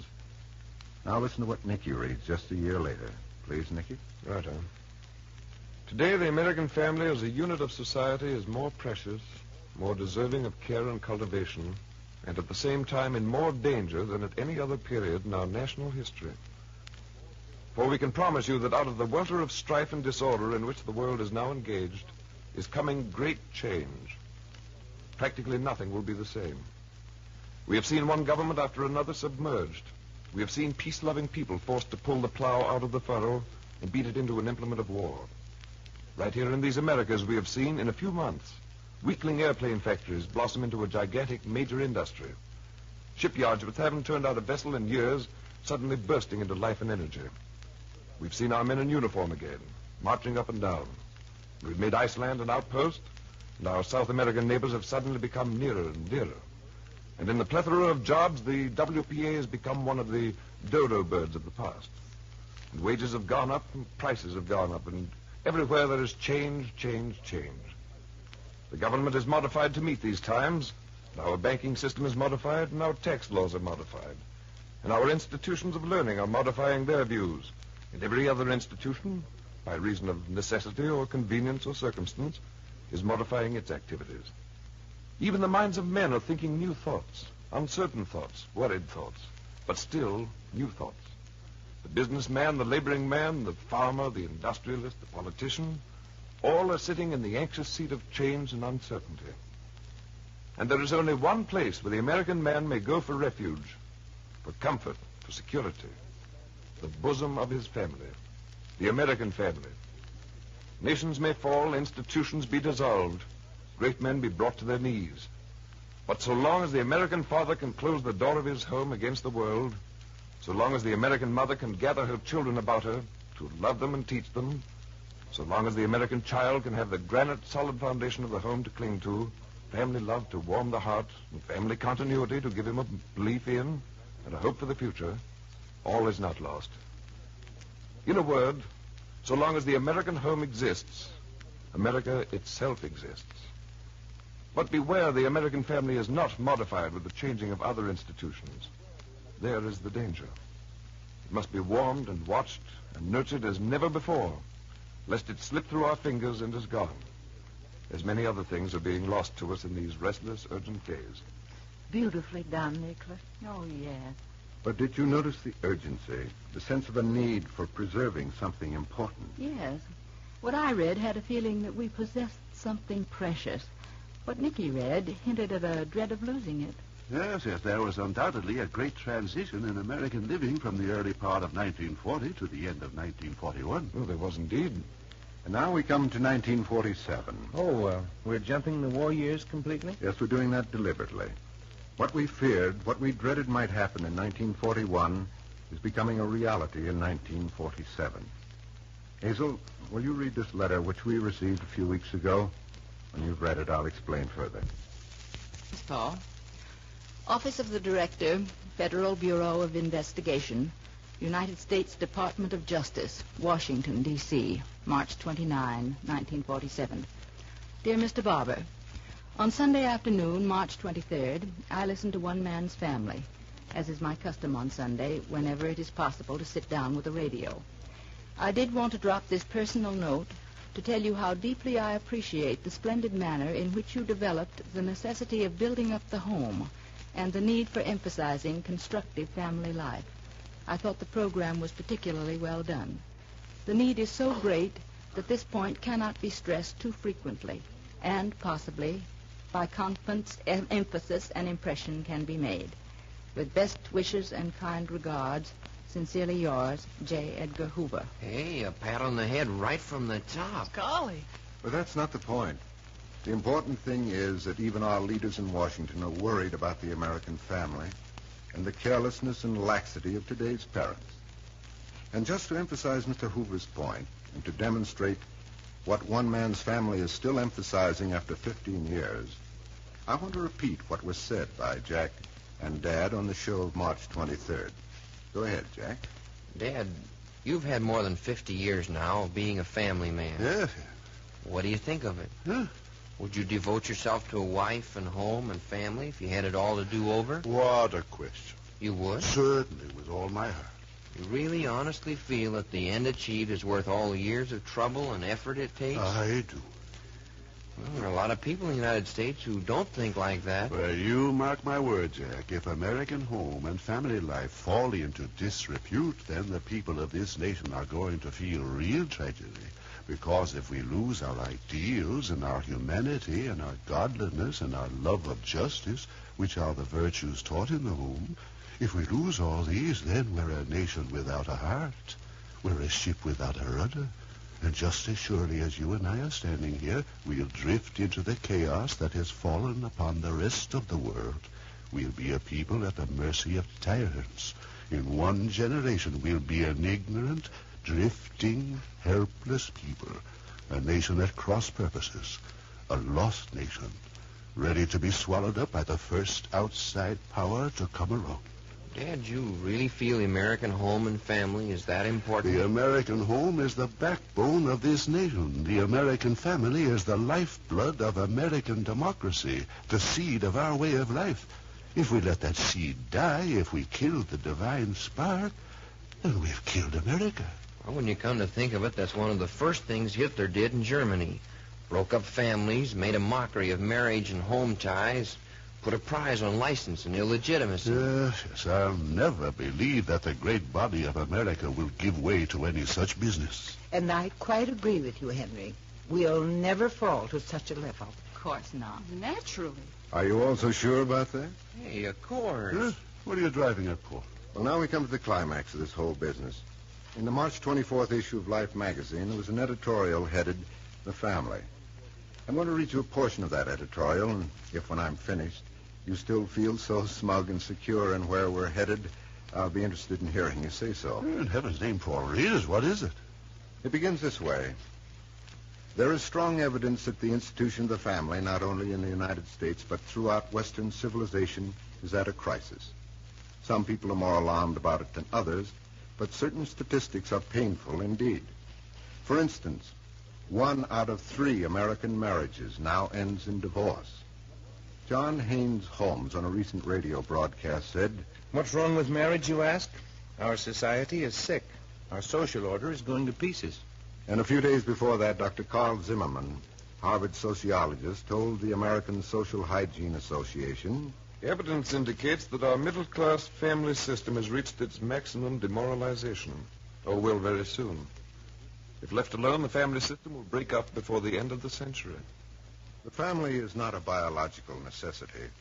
Primitive man thought that birth was a matter of the seasons, and it was not until he became better informed that he assumed responsibility toward his offspring. Once he did so, the family became the basis of human society. And the metabolism of the family has measured the health of Western civilization ever since it began some 3,000 years ago. Professor Zimmerman points out that the Western family has collapsed twice before. In Greece about 300 B.C. and in Rome about 300 A.D. In each case marking the decline of those states. Both times the manifestations were the same. 1, almost universal corruption and disregard of the marriage agreement. 2, vanishing birth rate. 3, denigration of parents. 4, juvenile and adult delinquency. it remained for our own epoch to give the family its first legal kicks in the teeth when in France in 1791 and Russia in 1917, the familial legal system was temporarily overthrown by revolutionary governments. Nevertheless, the body of Western common law strongly supports the institution of the family. In the frequently cited language of Justice Birdseye of the New York State Supreme Court of 1857, the family is the origin of all society and of all government. The whole frame of government and laws has been said to exist only to protect and support the family. The bad news.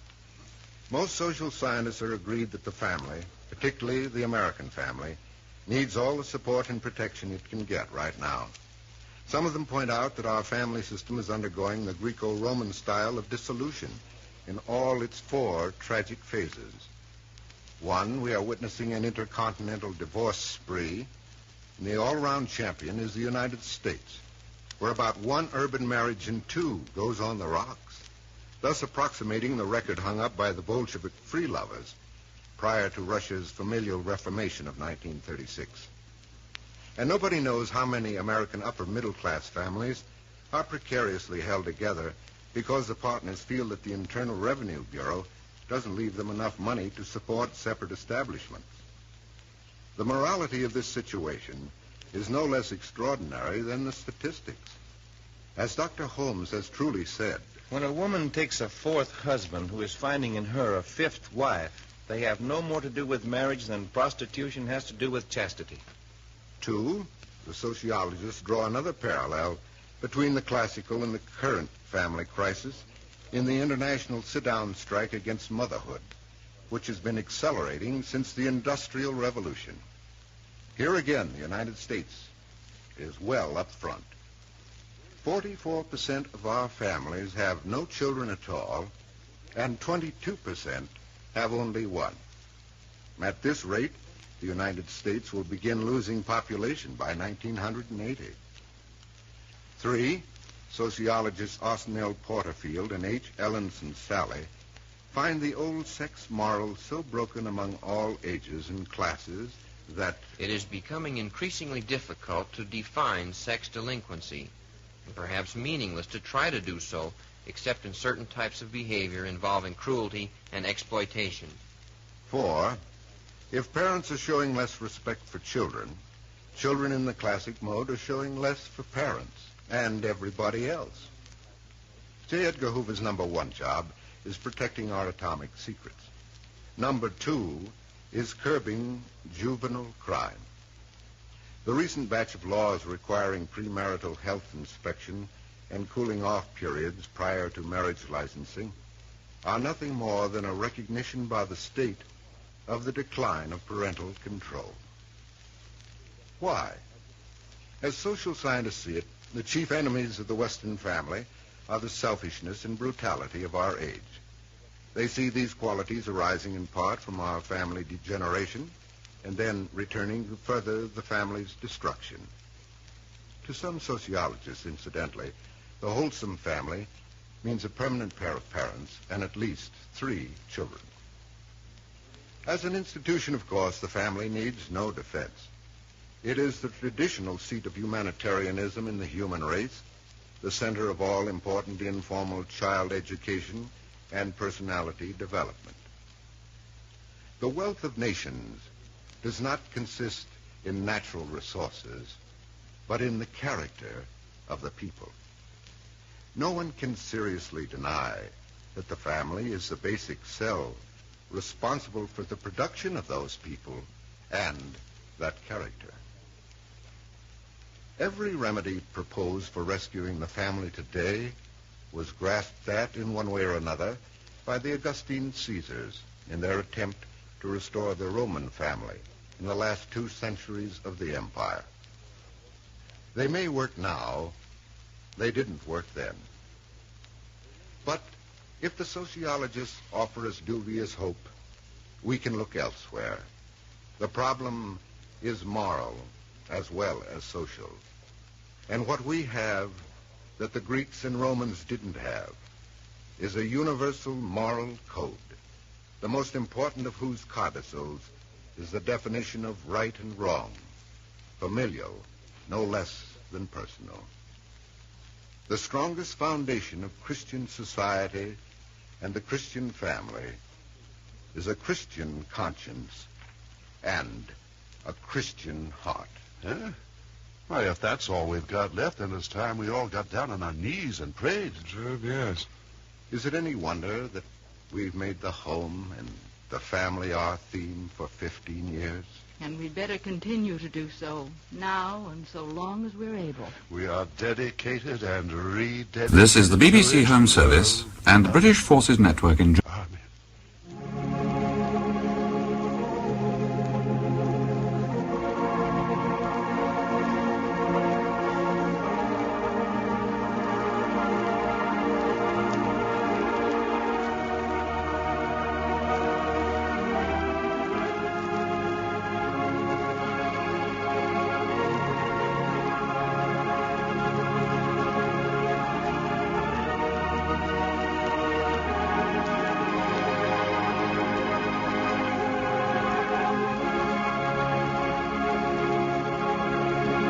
Jack's favorite room in the house has always been the kitchen, especially when one of his sisters is cooking. I won't be in the way, will I? Not at all. You can put the groceries away. Okay, on condition that I can talk as I do it.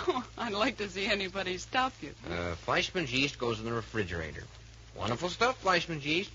I bet you'd be mighty proud of me if I thought up something like that, but kept on doing good in the world for 79 years. I certainly would. 79 years. And tops all the time. That's what I mean. America's favorite yeast through 4 generations. Just think of all the rolls and bread it's baked in that time. Someday I'm going to figure out how many times they'd go around the moon. I suppose a roll is 4 inches long. How many inches around the moon? Maybe you'd better figure something on Earth, Jack. Okay. Figure all the people who've enjoyed those rolls and things made with Fleischmann's yeast.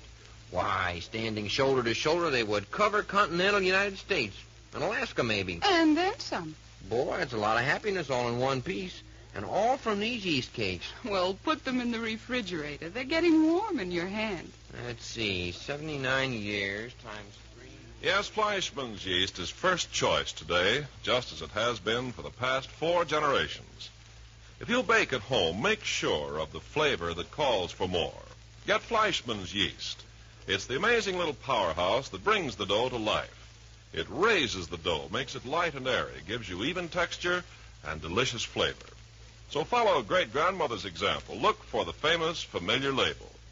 Ask your grocer for Fleischmann's yeast if you bake at home.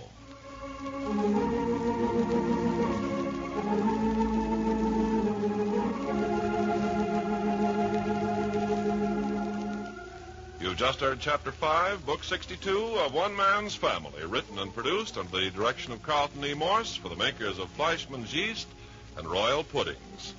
Chapter 6, entitled This Business of Nicolette Moore, will come to you next week at this same hour.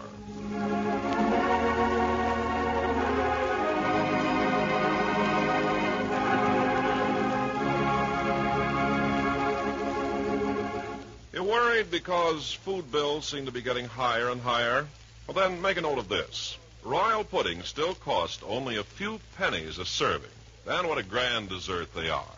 Royal puddings taste more delicious, say 8 out of every 10. Yes, when 1,052 Royal users told why they switched to Royal from other popular brands, Royal puddings taste more delicious, said 8 out of every 10. You'll surely agree when you try Royal butterscotch pudding. You'll marvel that a dessert so rich and flavorful, so downright delicious, actually costs only a few pennies a serving. Royal puddings are so easy to make, too. Take no sugar.